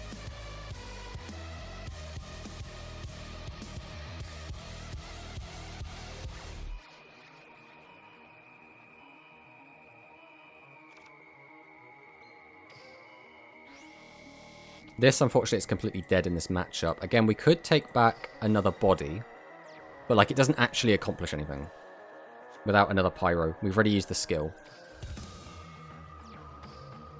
So, we just swing him with this.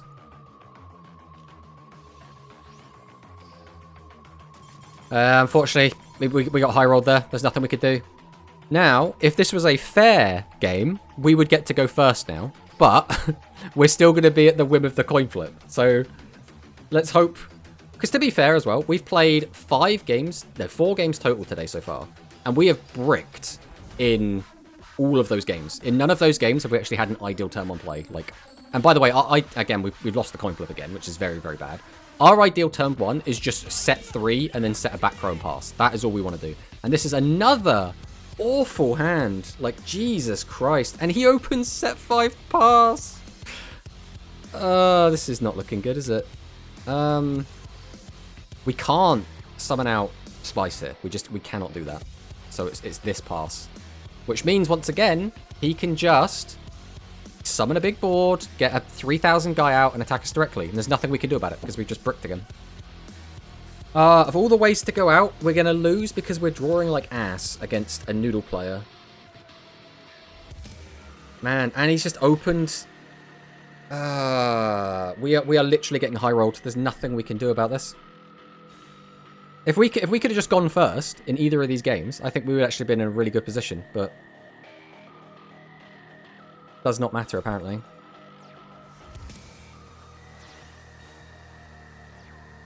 Bro, are you being real? You're really sacking us this hard. Okay. I fucking opened up double carrier, for God's sake. And you're playing Fiery Blaze. Oh, he's bad. He's a bad player as well.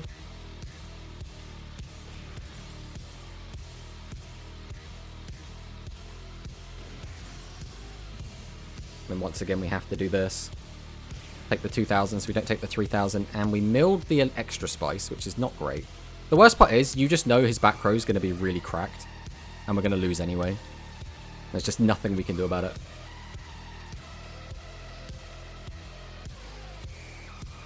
Tribute, tribute. Summon this out. Activate the skill. Target this. Grab back. Doesn't matter, it's getting sacrificed either way. Normal summon. Activate the effect. Burn for 1,000. The problem, I just know his back row is going to stop us attacking, so it's completely irrelevant what we do.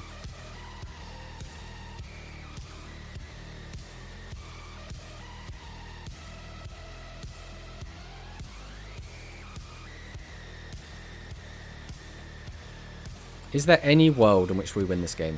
If his back row is absolutely nothing, or if he hasn't got negate attack, I guess, we potentially can clear a lot of this. I think we have to. I think keeping this in hand is not going to do me any good. The problem is, if he has negate attack, we had lost from the start. There was just no winning. There's no way to find lethal. Just straight up is not. I mean, screw it. We'll Talisman Accelerate here. We don't really have other plays.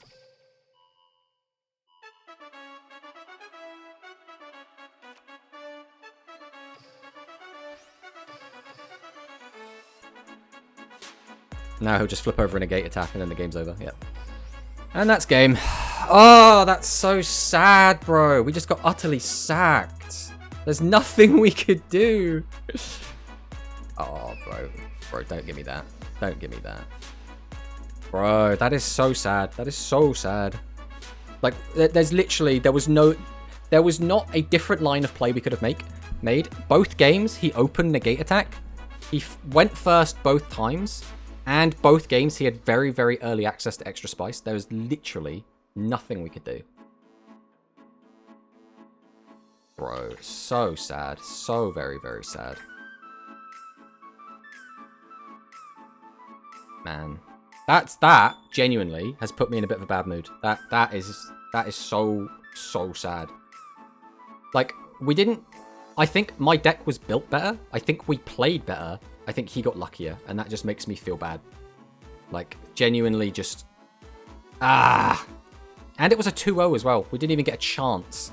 We got utterly messed up as well. Both games, we couldn't even set 3 monsters on the field. We were forced to use Slime both games on turn 1 just to not die. That's how awful that was. Man, that is so depressing. That was so depressing. We didn't deserve that. We so did not deserve that. Alright. But we will now go back to playing Psychics for a bit, I think. That is... I'm still just like... It's gonna take me a few minutes to like reset after that. But like, I feel robbed. I feel utterly robbed after that game.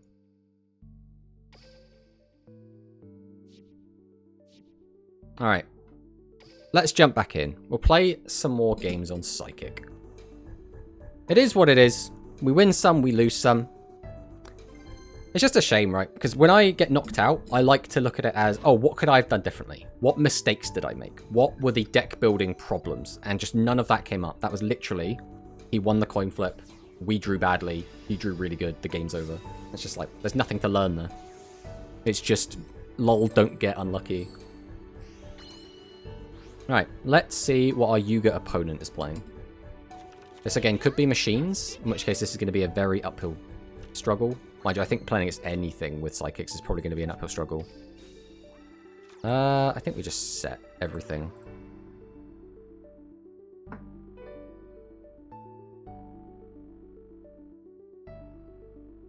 That's if we're allowed to actually set everything. Wait and see if our opponent's internet starts actually responding.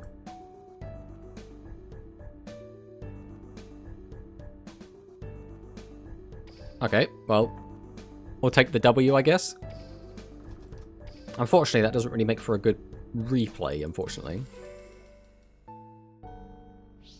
Alright, let's see what our next opponent's going to have for us. Hopefully a real game. Hey, thanks for the follow, Turdak. Welcome, welcome on in. Right, let's see what our next opponent is on. Gavin. So we're expecting an archive skill because all of the Gavin skills suck. It's a real Gavin skill, which means this might be our first ever game against an Ice Sark player.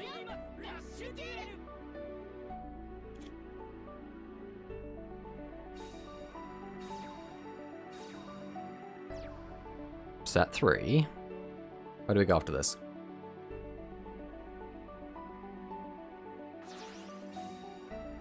Tributes 2. Both the cards he tributed were both just kind of staples as well, so that hasn't really told us anything about what he's doing yet. Alright, I think we are going to apply a little bit of pressure here. So I'll go ahead and tribute 2.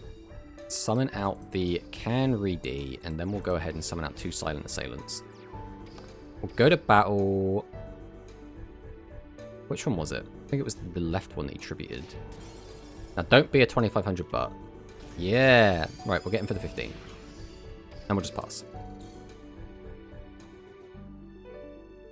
So, this is not too bad. So, obviously, his deck kind of needs us to leave monsters in attack in order to get damage in. But we have quite a lot of attack points on our board right now, so we shouldn't take too much damage in retaliation. I was waiting to see whether my opponent would make it further. Now that they aren't, I can talk about them being on Skull Servant for some reason. So we had that before. There was a guy that we played against in Ladder that was just on 1 copy of Skull Servant, just randomly. Like, the rest of the deck looked kind of normal, and then just 1 Skull Servant. Unless you mean like he was actually playing like a playset of Skull Servant.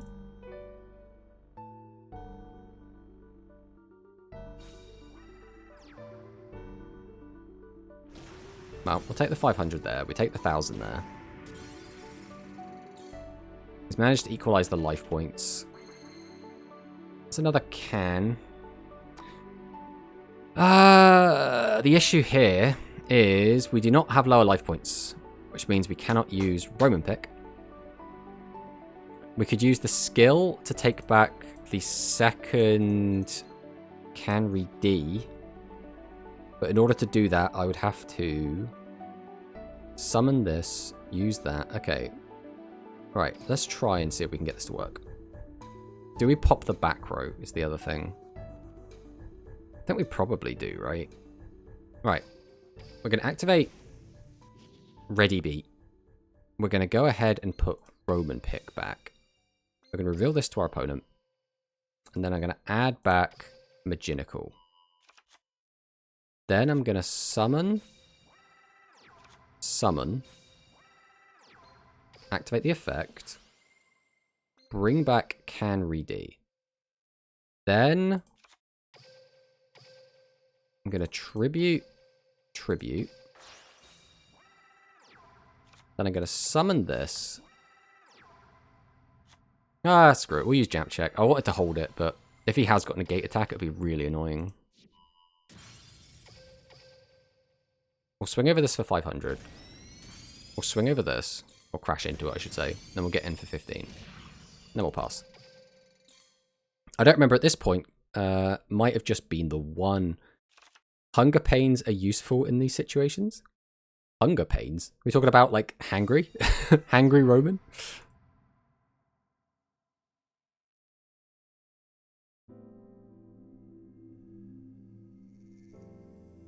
because that's my secret. I'm always hangry.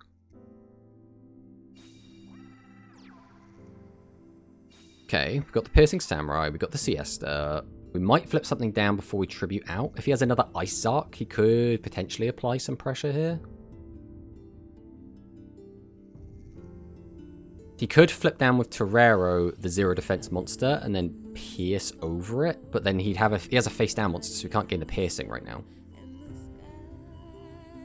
Or maybe I'll never be able to wean myself off turn 4 add Roman pick. It's a weird one. My favorite skill is the one where every time you tribute out a level 7 or higher psychic, you get to take back a 500 attack psychic from the graveyard. That's my favorite psychic skill personally. Like, just being able to plus every turn is really cool. But the issue is, without a consistent way to beat over 25s, it feels really underwhelming a lot of the time. But I guess, to be fair, that's kind of how psychics can feel, right? We're not dead, right? We're taking 500 plus 37. We're almost dead. Oh, no.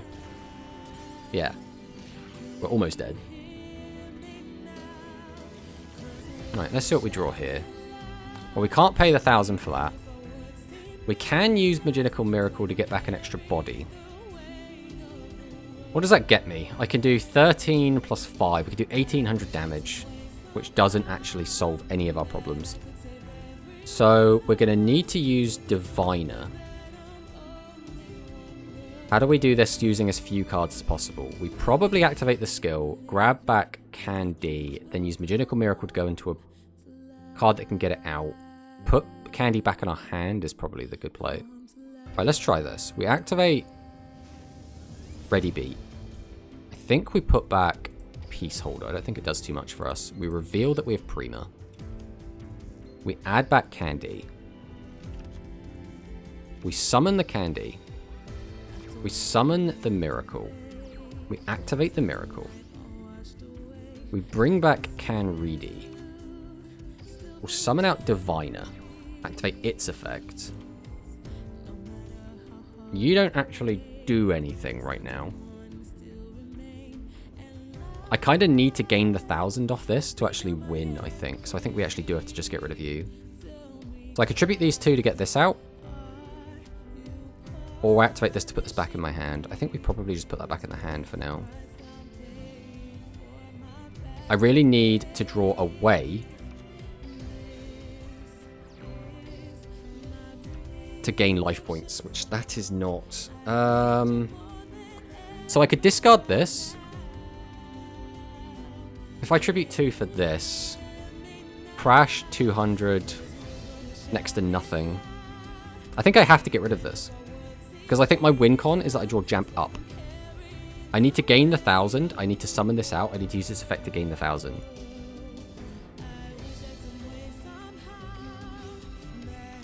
No, because that doesn't work anyway. No, I think I'm just dead no matter what. Yeah, we're just dead no matter what we do here. I need to get these two off the board. This can then just be set. Then we have to clear this. We have to deal with this. And then our win con is he doesn't draw any high level monsters. Tomato, you have game? How the heck do I... Yeah, our entire idea was to try and get life points. We were digging through our deck to find a Jamp card that could increase our life points.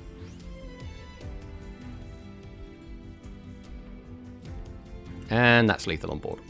We'll let him finish us off. So, what we've just learned here is Psychic is actually worse than Ice Arc. Like, we had no chance of winning this duel. Ice Arc too strong. I like how he's, like, spinning so many plates. Like, he's got lethal on board. He had lethal on board from the very first card he played, and he's like, I'm gonna press all the buttons. I'm gonna summon out all of my guys. It's gonna be so cool. I tell you what, just because he was spinning plates, I'm not gonna save the replay. You don't get to be in the video, my friend, Mr. Plate Spinner.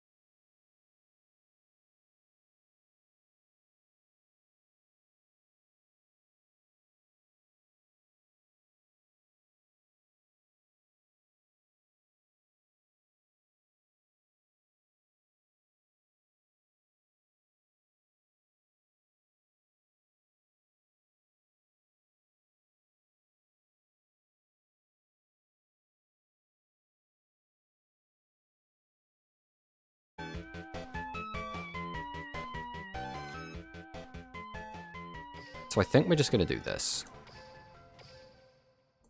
Because putting a lot of this stuff in graveyard is still pretty good for later. We'll summon this out. We'll set. We'll go to battle. We'll just go in for the 400. And then let's see how your 1400 defense monsters handle my 1500 attack monsters.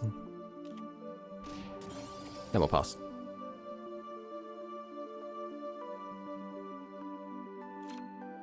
So we're okay set up here. Like, we've got the light monster in hand. We've got the Canary D in the graveyard, so we have the skill online. We've got an okay board. Our back row is actually pretty good.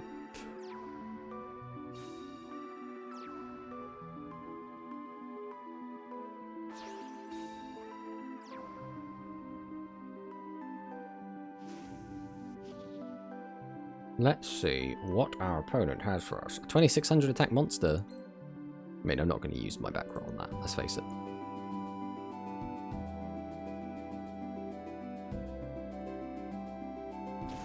Ah! I only take 100 damage.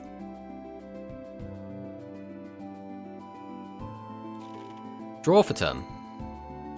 Unfortunately, our life points are not lower, so we can't use Roman Pick still. I could make my life points lower. The question is then, though, I'll just have a Roman Pick stuck in my hand. Which isn't great.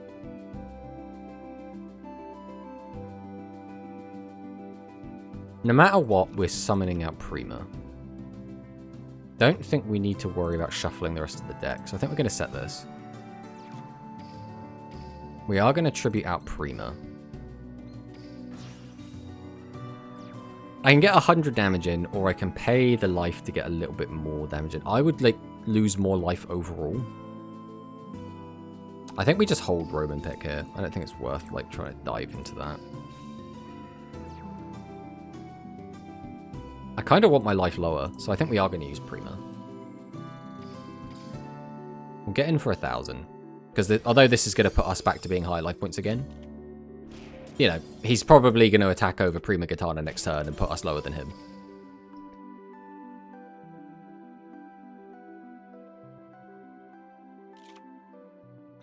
He has not been seeing much back row. Sets a defense monster, summons out the Harpy Lady.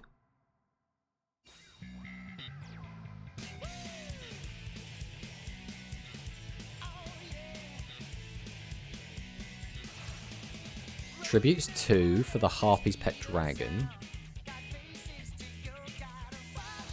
Tributes that for the Harpy Lady Sisters. Once again, there's no reason to toggle on.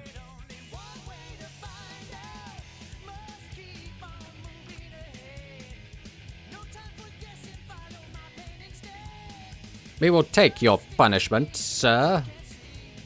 Hysteric Force. Boost that up. Gets in for some dilly-dally damage. I mean, we will take a little bit from here, but it's not like a crazy high amount. We're kind of still chilling. Oh.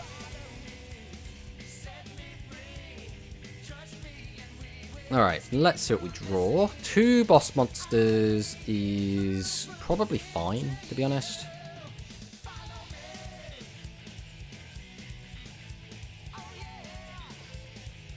We do not have access to Maginical. We can pay 1,500 life points. I think we do just start with Roman Pick and see where we go with this. So we'll activate Roman Pick. So we now have access to Maginical. I'd have to tribute both for a guy. Alright. We will take Maginical Miracle here. Alright, this is going to get a bit funky. We're going to have to like really think about this. So I'm going to need another body, which isn't going to be Maginical Miracle, so it has to be Candy. Then, I need to tribute both to summon out this. So I'm going to tribute 1, tribute 2, summon out Canary D. Activate Canary D's effect, put this back into my hand. Then I can activate the skill.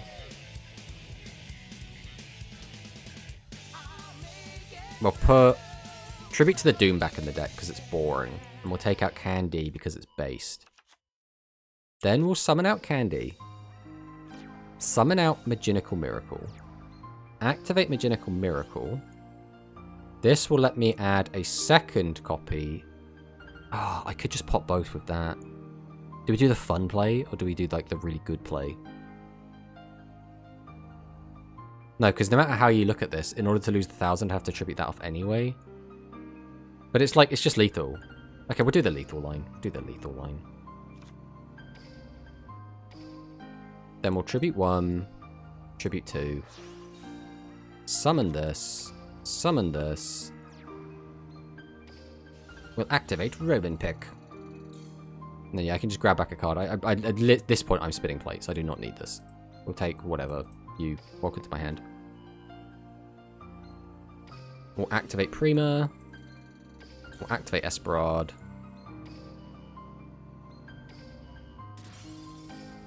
And then look, we just have lethal. We have so much damage. We have like... God, what was that math? Is that 7,000 damage? 7,000 damage.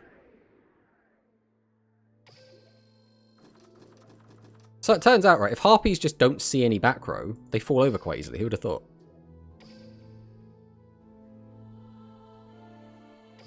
Right, we'll save that replay. That was a relatively good one, I guess. I mean, he did brick a little bit, but it still, like, shows what the deck can do.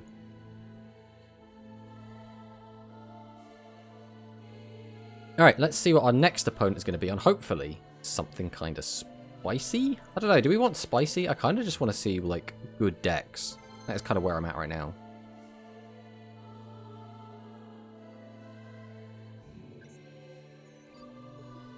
Okay, another Japanese player. Let's see what our friend has for us. Playing Roman is on an archive skill, though. We haven't actually seen any Blue Eyes today, I don't think. I would like to see a Blue Eyes today at some point, especially since it's, like, so popular.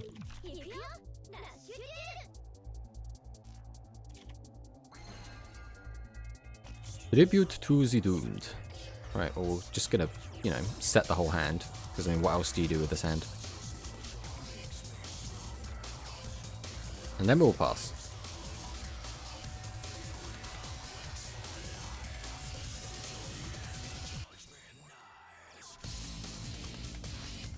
There's Essel. Oh, it's Noodles, and our opponent has milled both a Spice and Extra Spice, going second. I really don't like Essel in Noodles, because it literally is... It's kind of useless unless you exactly hit Extra Spice and exactly have a good hand to support it.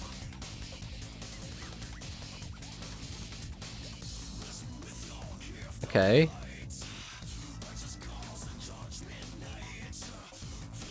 Not... What?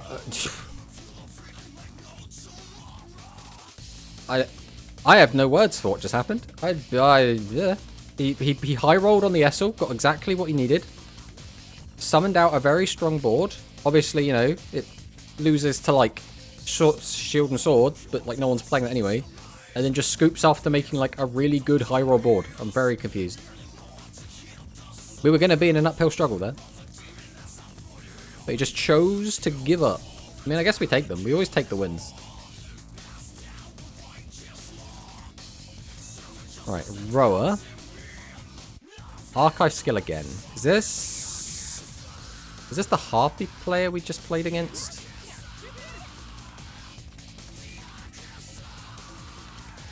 I don't recognize the sleeves, but maybe. Alright, let's see what we draw. Roman pick turn 1. Not the best time for Roman pick, unfortunately. Do we... I guess we do. We'll go Silent Assailant. If this is Harpies, then having a monster in attack mode is good anyway. And this should be able to clear anything other than Cycloptron. Okay, it is Blue Eyes. Okay, we were saying we wanted to play against the Blue Eyes player. Now, what flavor of Blue Eyes is this going to be? So we are Blue Eyes Rain, so this is not the Red Eyes version. Now, is this going to have the Torners in it, is the question.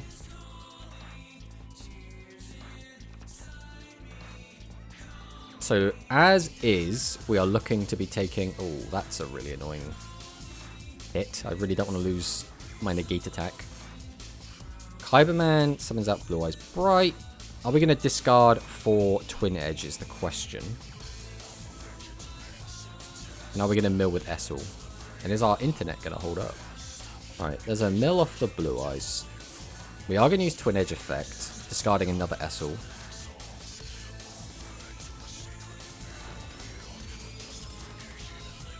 Haha! 1300 defense! Your one weakness! Obviously losing 1500 life points is not the best. We do, however, have a Roman pick now online. So I guess we'll start with that. Let's activate it. Jesus! We've got 2 high levels in hand, and we've just milled 3 more high levels, which does make things a little bit awkward. I think we probably just take Candy, to be honest.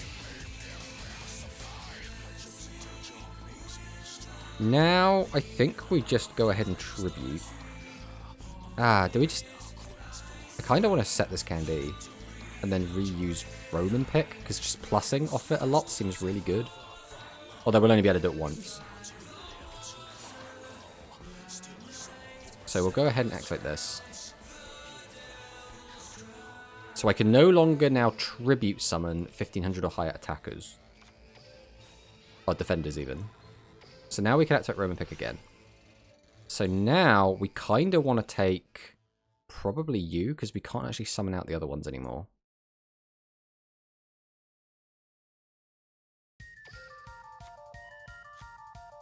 Now we could use the skill if we want to get an extra body, which is probably worth doing.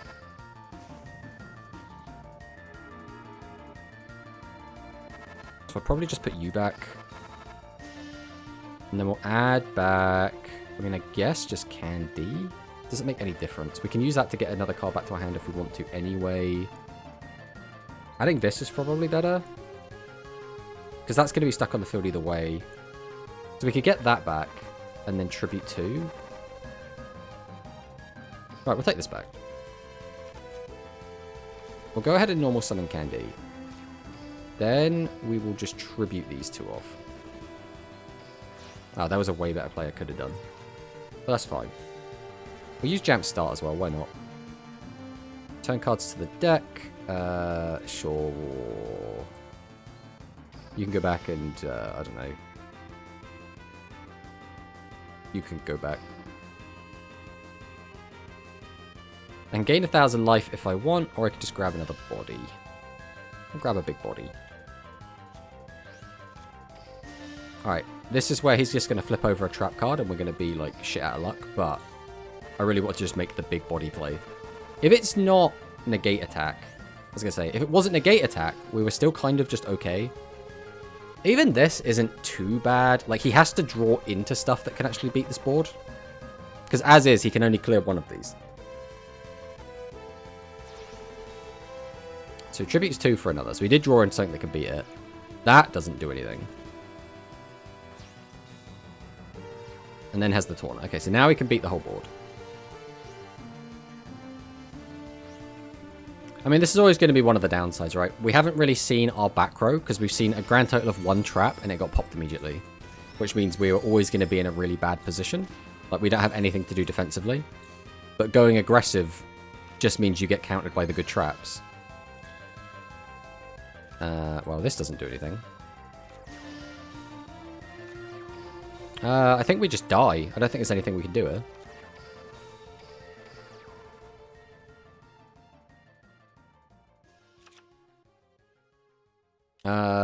I mean, is there literally anything we can do? Almost certainly not. If he flips up any of these, including our highest attack one, I think we still just die.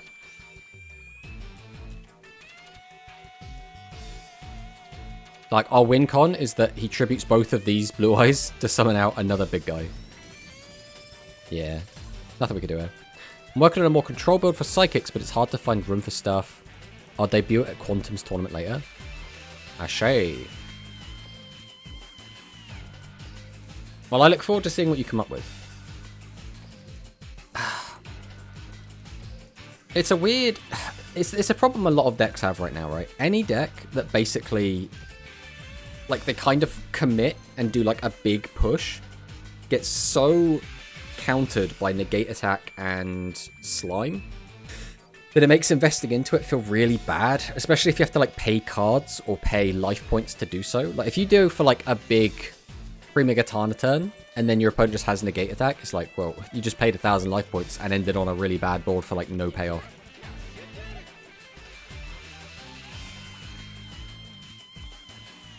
Okay, so we will just go ahead and set the hand. There's nothing else to really do with this. And then we'll see what our opponent has for us.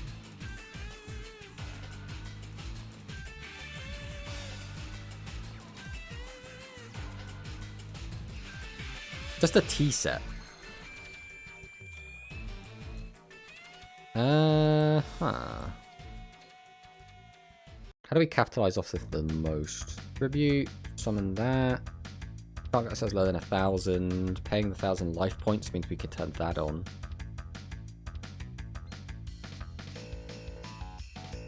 I think we do this. So I'll tribute 1, tribute 2. I'll flip this up.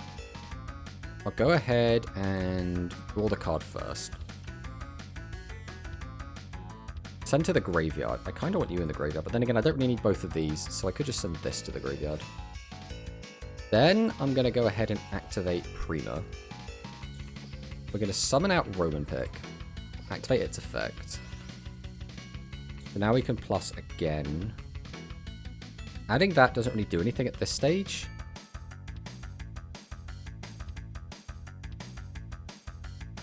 No matter how you look at it, it's all really awkward. We can get that out, that's fine. Put that back in the hand, I suppose.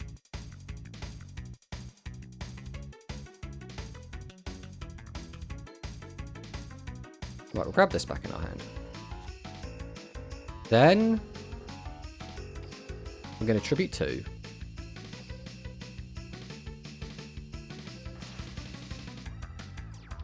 Then I can activate this. I guess I'm actually putting this back in the deck, which is kind of weird. I'll take Roman Pick back. We'll then summon Roman Pick, activate the effect. Then we'll grab back... probably Maginical here. Then we can activate Canry D, put this back in our hand. I'd like to do it again, but like, I don't think it's worth it. We'll activate Tribute to the Doomed. Probably going to be discarding... We'll get rid of Peace Holder, right? Shouldn't make too much difference.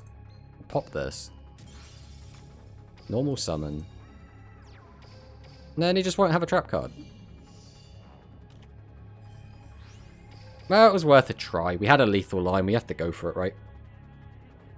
GRF Gold Icon Opponent. I don't know. It's one of those things as well where everyone always is like, oh yeah, you know, it's that guy did well in the GRF. And I'm like, yes, that person is semi-competent and played the game a lot during that weekend. I don't know.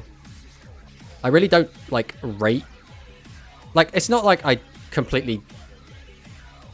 like, don't think people that play in the GRF, like, is worth a lot, but I think there is more to be said for consistently topping tournaments than there is for just placing highly during the GRF.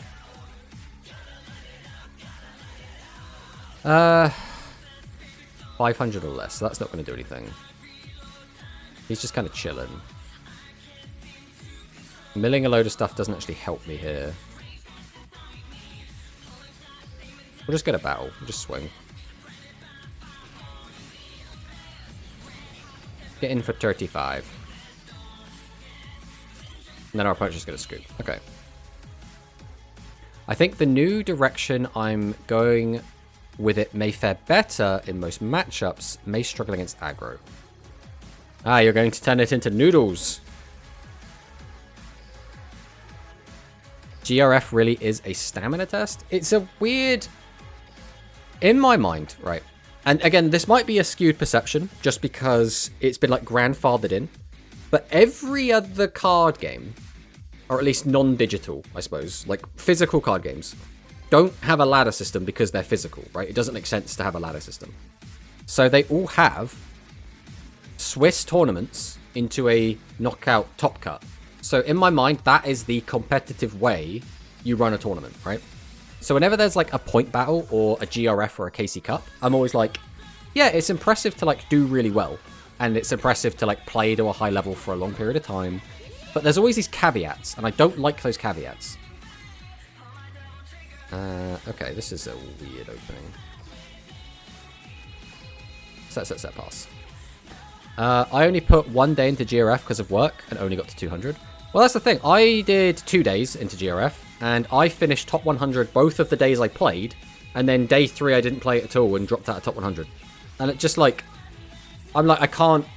I personally, I'm an adult, right? I have work. I have a job. I have to other commitments. I cannot just commit to playing Yu-Gi-Oh! All that amount of time. But if it was, playing a tournament, I could make time for that, right? But when it's endless for 3 days, it's ridiculous. So in my mind, there will be a lot of people in the same situation that probably would have done quite well, but were unable to play. So it's just like, it just feels weird. Then there's obviously if you're playing a more aggressive deck that can close out games faster, you're more likely to get more games in, and playing more games is the main factor for, like, winning. Do we want to do that? Do we want to do that? I could shuffle those back, grab that. Then what? I think I have to, just to be able to play the game, though. So we activate Jump Start. Put this back, put this back. Add back Candy. We'll then set.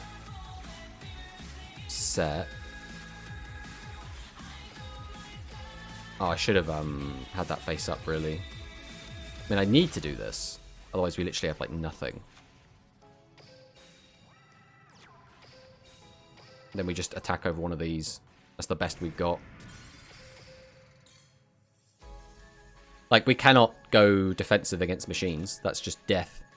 So it's like, now we just have to hope that he just doesn't draw into another monster, basically. Otherwise, we're just dead.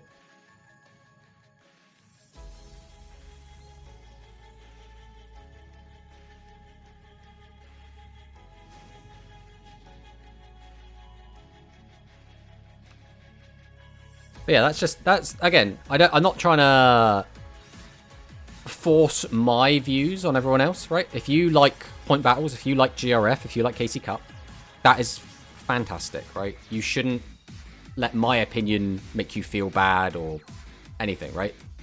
Just know that's the reason I don't put a value into it. For me, it's always like tournament wins is the biggest thing for me. Whoever like wins the most tournaments, that's what I'm like, yeah, that player's doing really, really well. Well, Gold Icon is only for top 10, so it's not easy to get. You need to have some skills to get there. Yes, and again, I don't want to make anyone like. I'm not trying to like shit on anyone's accomplishment for like doing well. I still think there is something to be said for placing in the top 10, but I also think that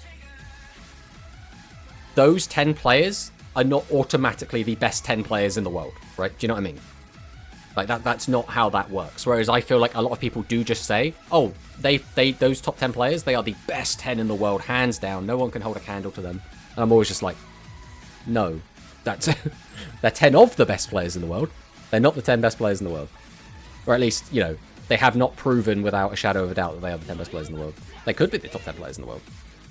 Absolutely could be.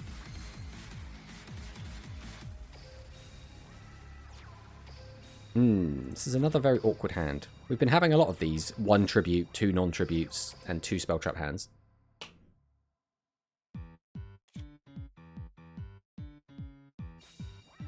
That's why, as well, I really don't like that it's going to basically be a GRF World Qualifier. Because in my mind, especially when there's only going to be 2 slots per region. So, like, I don't know, it doesn't feel competitive. Right? It just feels like there's going to be a lot of like luck and a lot of metagaming going on around it. Because the other thing is, you could, if you have a group of friends or a group of like, I don't know, accomplices, you could push your way up to like, doing quite well, know that you want to send one of you specifically to Worlds, and then everyone could just start losing on purpose to that guy, and try harding against people that aren't that guy. Which just, I don't know, it feels weird. I can grab back Maginical Miracle, which lets me actually play the video game. There's no other... Oh, I suppose I could summon this to cheat one of these out. I think we still have to do this. We'll put you back for now. We'll reveal to our opponent that we have Camry D. We'll add this back to hand. We will then...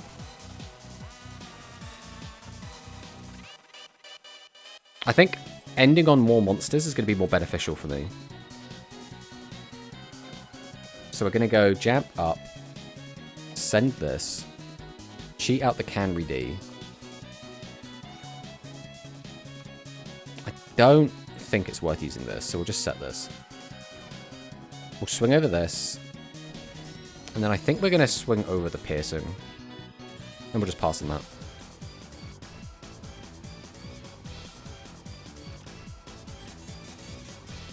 Alright, let's see what he's got.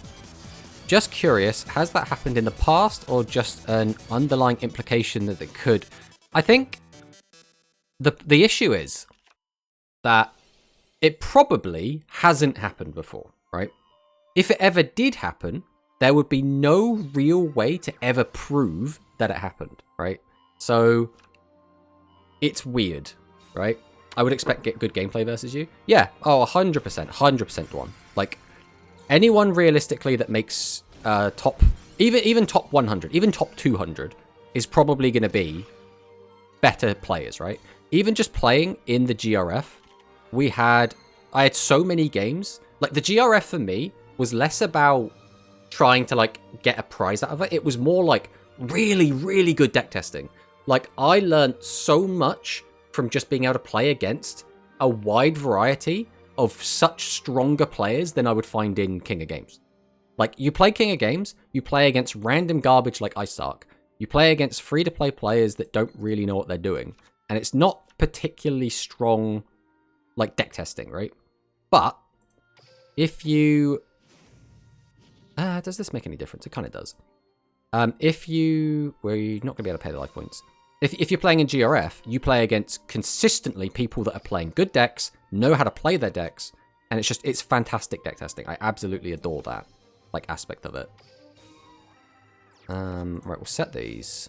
We do have a Tribute to the Doomed. I don't think we're going to use it, because I'd rather just, like...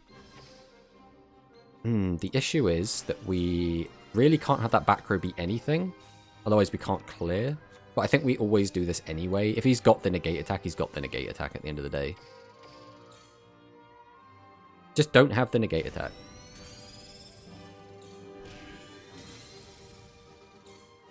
Like, for me, that was the fun part of GRF, was just, like, grinding against really good people that knew what they were doing. And, again, I was mostly playing against people in top 100. Ah, my negate attack. Well, the other back row is not particularly helpful. Hello, how are you today? Hello, Number Hunter. You actually missed us play a little bit of PokéRogue earlier. Unfortunately, it was only because we got a bye in the tournament and had to wait.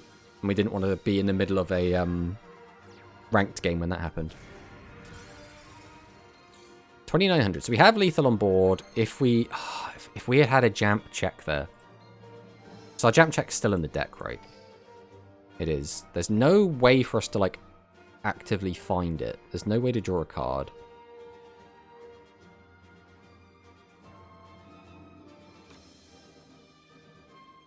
Jumpstart could give us 1,000 life points, which might make a difference. Right, we'll activate Tribute to the Doomed. We're just going to send this to Grave. We'll pop this. Then...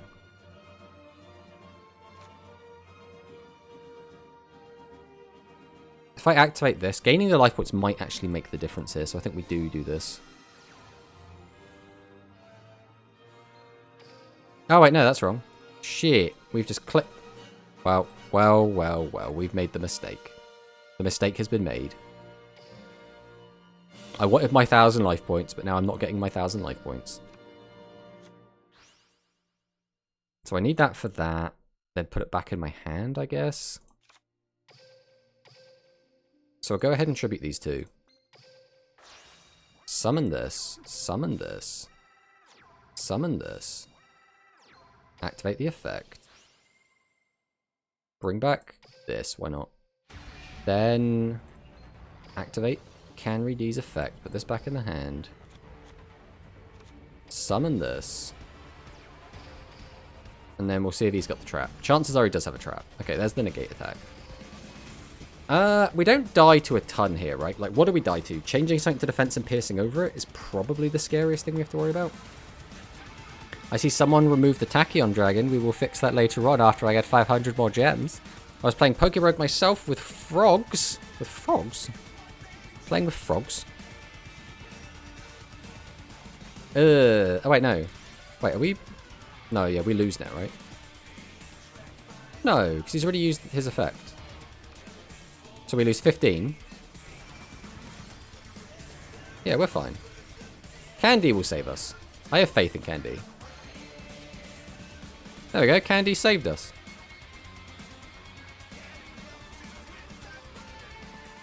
Do we have a 1500 light engrave? We do. So I can do this.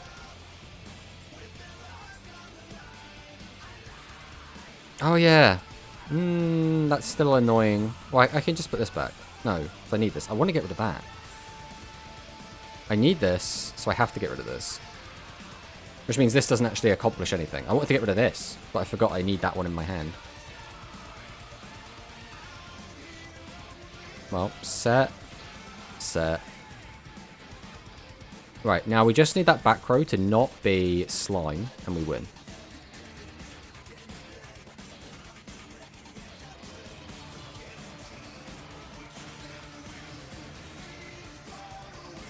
Just don't be slime! Attack! Victory!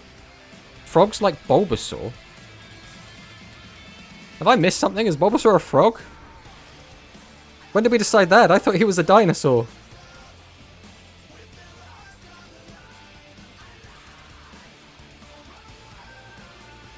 I'm thinking like Froakie. I'm thinking like... There's the new frog, right? Like the electric frog.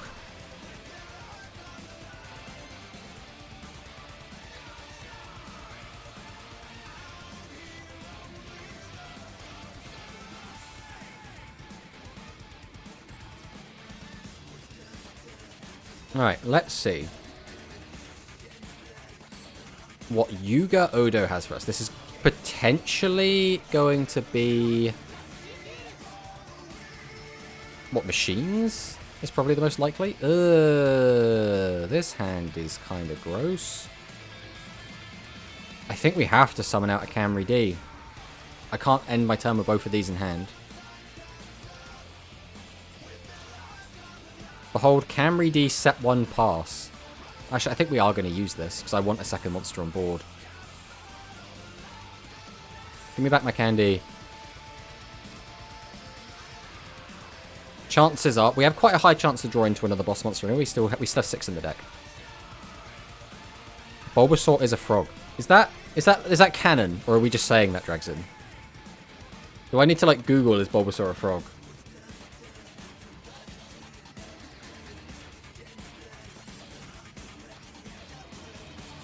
Bulbasaur is based on a frog. Guys, Bulbasaur's a frog.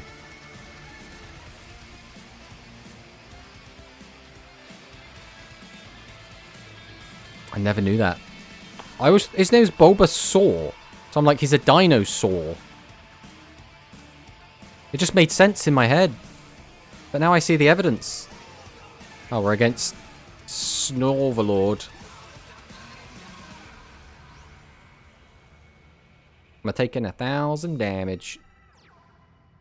He knows what this is. So he knows it only has 100 defense. And he's chosen to put that in defense mode.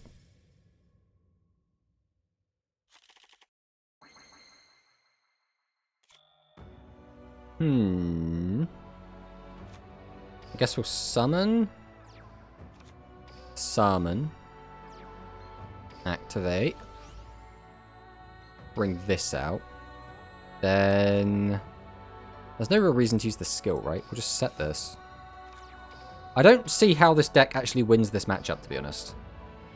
Because, like, the only way we get to play the game is by, like, going full aggro.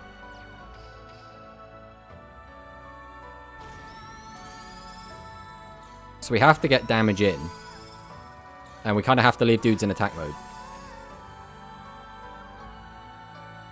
Nope, Bulbasaur is one little frog. Why is his name like Bulbafrog? Bulbafrog sounds like a cool name. I'm looking at him right now and I do not see frog when I look at him. I guess he's like a toad, right? It's like a horned toad or something. Or a horned frog. I suppose, to be fair, he also does not really look like a dinosaur. They've just set a bunch of cards, you jerk. Jamp Start doesn't do much for me. None of this really does anything for me, to be honest. I guess we just chill. But what else can we do? We're not low enough life points where we can just do anything with Esperard. We're not in a situation where we could even realistically start hacking away at our own life points. So I guess we just swing. I feel like we need Negate Attack to not die. And his Ghost Cyclone hit exactly Negate Attack. So I think we just lose this matchup, right? I didn't know that, but I'm not really into Pokemon. Surprised! I mean, Pokemon's a weird one, right? I think depending on your age as well, like, Pokemon's been, like, Pokemon's been a part of my life since I was, like, a literal child, right? It's like, it's just grandfathered in at this point. Especially, like, the old ones. You should definitely... Yes, someone who doesn't like Pokemon, PokéRogue is definitely the answer. No, I don't want to say doesn't like Pokemon. We'll say not into Pokemon. PokéRogue is, in my mind, like, for people that really like Pokemon. I never see... I see a lot of people doing this as well, where they play Seven's Red Witch in Overlord, and I'm like... I don't... Like... I'm not diametrically opposed to it, but I don't really see the benefits. I feel like most of the time Seven's Red Witch just isn't going to be online. Yeah, that's fine. You can hit me.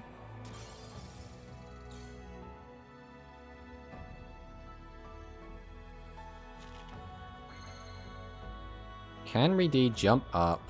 Have we gotten to use any of his backrow yet? No, we have not. 15 cards in deck. I'm not feeling confident here, to be honest. I think we are going to have to start getting at least a little bit aggressive, though, no matter what. So let's start with Jamp Start. Cards I want to put back into the deck. We can put one of these back in, that's fine. And we'll put back in probably a Future Diviner. Overrush, but not the maximum. Yeah, it's a shame. It is very much a shame. We could gain 1,000 life. Like, gaining life doesn't do anything in this matchup, though, so I think we'll just take a Peace Holder. Then I want to... I think we'll go Peace Holder into Jamp Up. We'll get rid of this. And I'm going to just slam out a Canry D. Now we can summon out Diviner, which can get us a draw. That didn't change, like, anything at all. Go away, Diviner. Now we'll summon out a Diviner. Activates effect. That also changed nothing. Then we'll activate Camry D. Summon. Activate.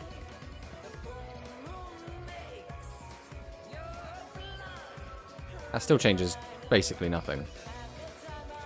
I guess we're just going to summon.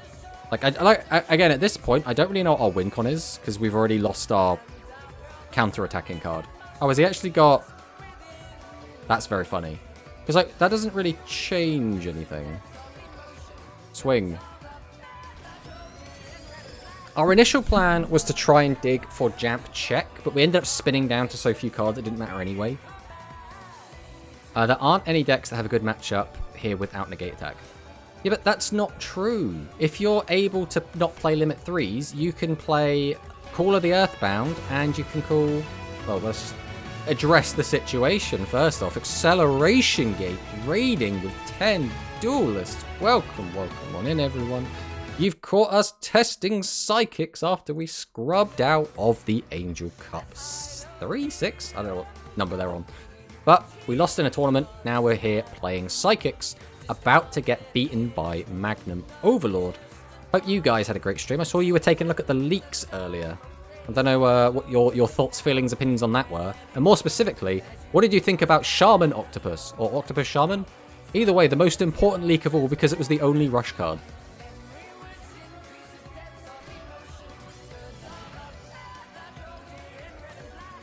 But yeah, like, it's one of the many reasons I like Noodles, is because you can play Earthbound and you can play Majesty. So I have 3 outs to Overlord and Noodles.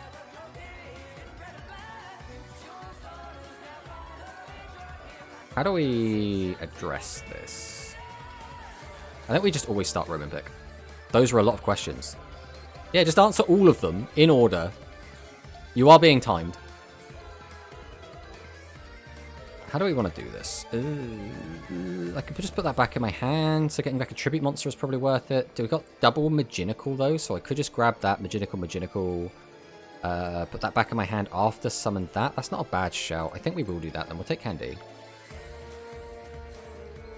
I've forgotten this guy's still on the field. But we can play around that by doing this. Summon out Maginical Miracle, activate Maginical Miracle, send it to the grave, grab back everybody's favorite Camry D, activate the effect. We will then put Roman Pick back in the hand, followed by summoning out a Maginical Miracle, activating Maginical Miracle's effect, sending it to graveyard, and then grabbing out the Candy. Then we're going to activate Candy's effect. We'll put this back in our hand again. We'll go ahead and summon out probably the Silent Assailant here.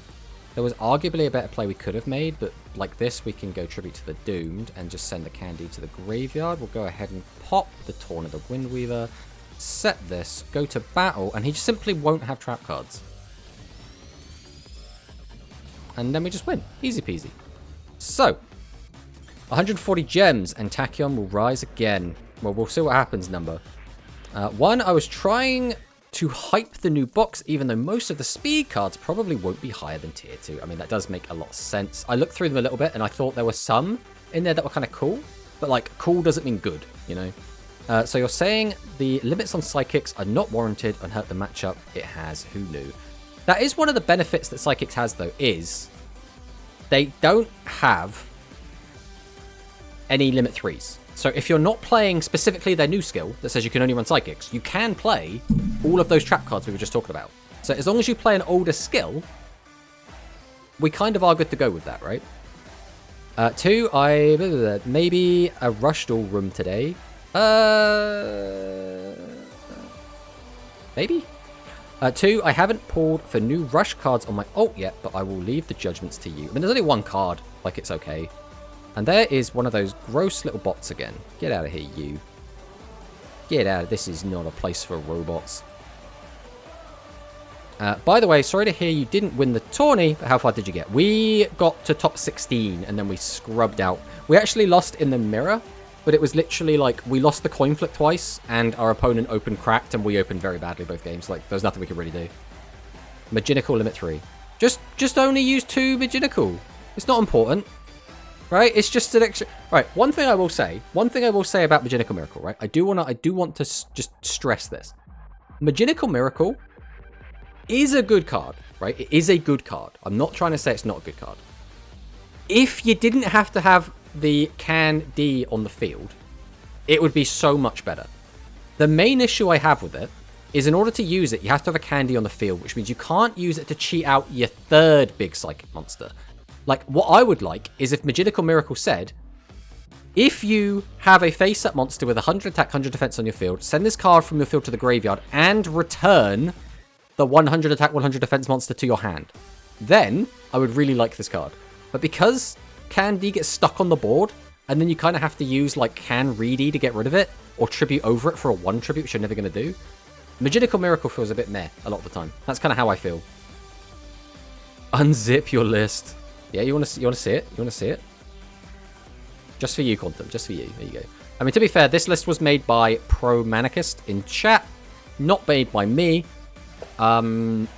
Overall, I can say I think this is one of the better ways to play the deck, no matter what, if you're using this skill. I think as long as you're using Ready Beat, you're kind of limited to... You're not limited, but like your deck has to have only Psychics, which does put a stranglehold on what you can do. But yeah, we you know, it went okay. We weren't too upset with the tournament. It's like if we take a look at our old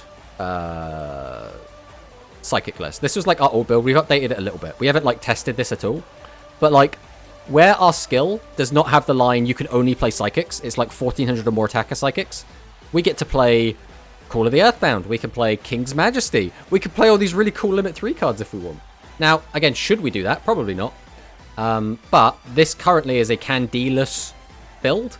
And that's because if you're not playing the new skill, you don't really need Candy, right? Candy is kind of integral to the deck because of the skill. Remove Freeze and a 1500 beta. You can't recycle to... You can't recycle for 2 more Jump Up. So you would put 2... So Quantum, you're saying that you would want to see more Jump Ups in the list. That's the logic. You want to... So would you play 10... Well, I guess you wouldn't be playing 10. You'd be playing like, what, 9 Spell Traps? Forever Freeze, though, is really important for some matchups, right? It's really good into aggro, and it's really, really, really good into Rebels, and it's okay into machines. So, like, it's decent that way. That way, the Candy stuck on field becomes a 4K monster. Yeah, I think that's the best thing to do with to get rid of it, the old Candy. But then that's only relevant if we're pushing for game anyway. The main issue that I usually find is this, right? Only having 1 copy of Jamp Check means most of the time, because we're not playing Ghost Cyclone and we're not playing... What's the other one called? What is it called? It's like Psychic Divergence or something? Yeah, Psychic Divergence. Because we're not playing these, it means that, you know, if we don't see Jamp Check, we just don't have a way to put back row. Now, I want Candy, my favorite Aaron Carter song. Yeah, I mean, you can apply that to Candy if you want. It's spelt a little differently, but yeah, you know, Aaron Carter probably was singing about this little girl. That makes sense. But yeah, that's the list. All in all, I actually had quite a lot of fun playing this list. I think Psychics are always a fun deck to play. Because that's the thing. I played a lot of the Ice Arc deck. The Squall deck. That was boring, right? It was just... It was not doing well, but it was really boring to play. This wasn't doing super well, but was fun the entire time, right? There were a lot of non-games, but there's, you know, Rushdall just has non-games sometimes. I think overall, though, it was fun to play this deck. I enjoyed it. It was a good time. So we have, unfortunately for everyone, come to the end of our stream. And do you know what makes it even worse, right? Because first off, we don't have a lot of time today, unfortunately. Otherwise, we would have stayed and done more. Because we were going to play a little bit more PokéRogue, which I guess I could flash that on the screen just to jump scare everyone. Oh, I can't even because we're on the screen now. It doesn't matter. Anyway, but... the main issue is that we were going to raid into Acceleration Gate. But Acceleration Gate has raided us, which has put us in a bit of an awkward position. Saying that, someone has just started streaming that is probably a good person to raid into. So, we're going to go ahead and say hello to Loom, I think. But, I want to say thanks to everyone who was sticking around. Thanks for everyone who hung out. We've had a great time. We scrubbed out of a tournament. We played some Psychics and had some fun doing that. And we'll be back again on probably Tuesday. I don't think we'll be playing this Sunday. I think we're too busy this Sunday. But There is a, I believe, Quantum Cubes tournament later today. I believe that is what people were saying. I don't know if that's been announced or not. But if there is going to be a Quantum Rush tournament, great. Go play that. If not, there's going to be... Yeah, there we go. There we go. Go take a nap for the Quantum Rush. But we'll be playing in that later. We won't be streaming that, but we will definitely be playing in that later. So make sure everyone needs to go sign up to Quantum Rush, okay? I don't know if there's a link available. It doesn't look like there is one yet. Scrolling through. I don't think there is. We'll have to wait for that to appear. But anyway, thanks for watching the stream, and we'll see you next time.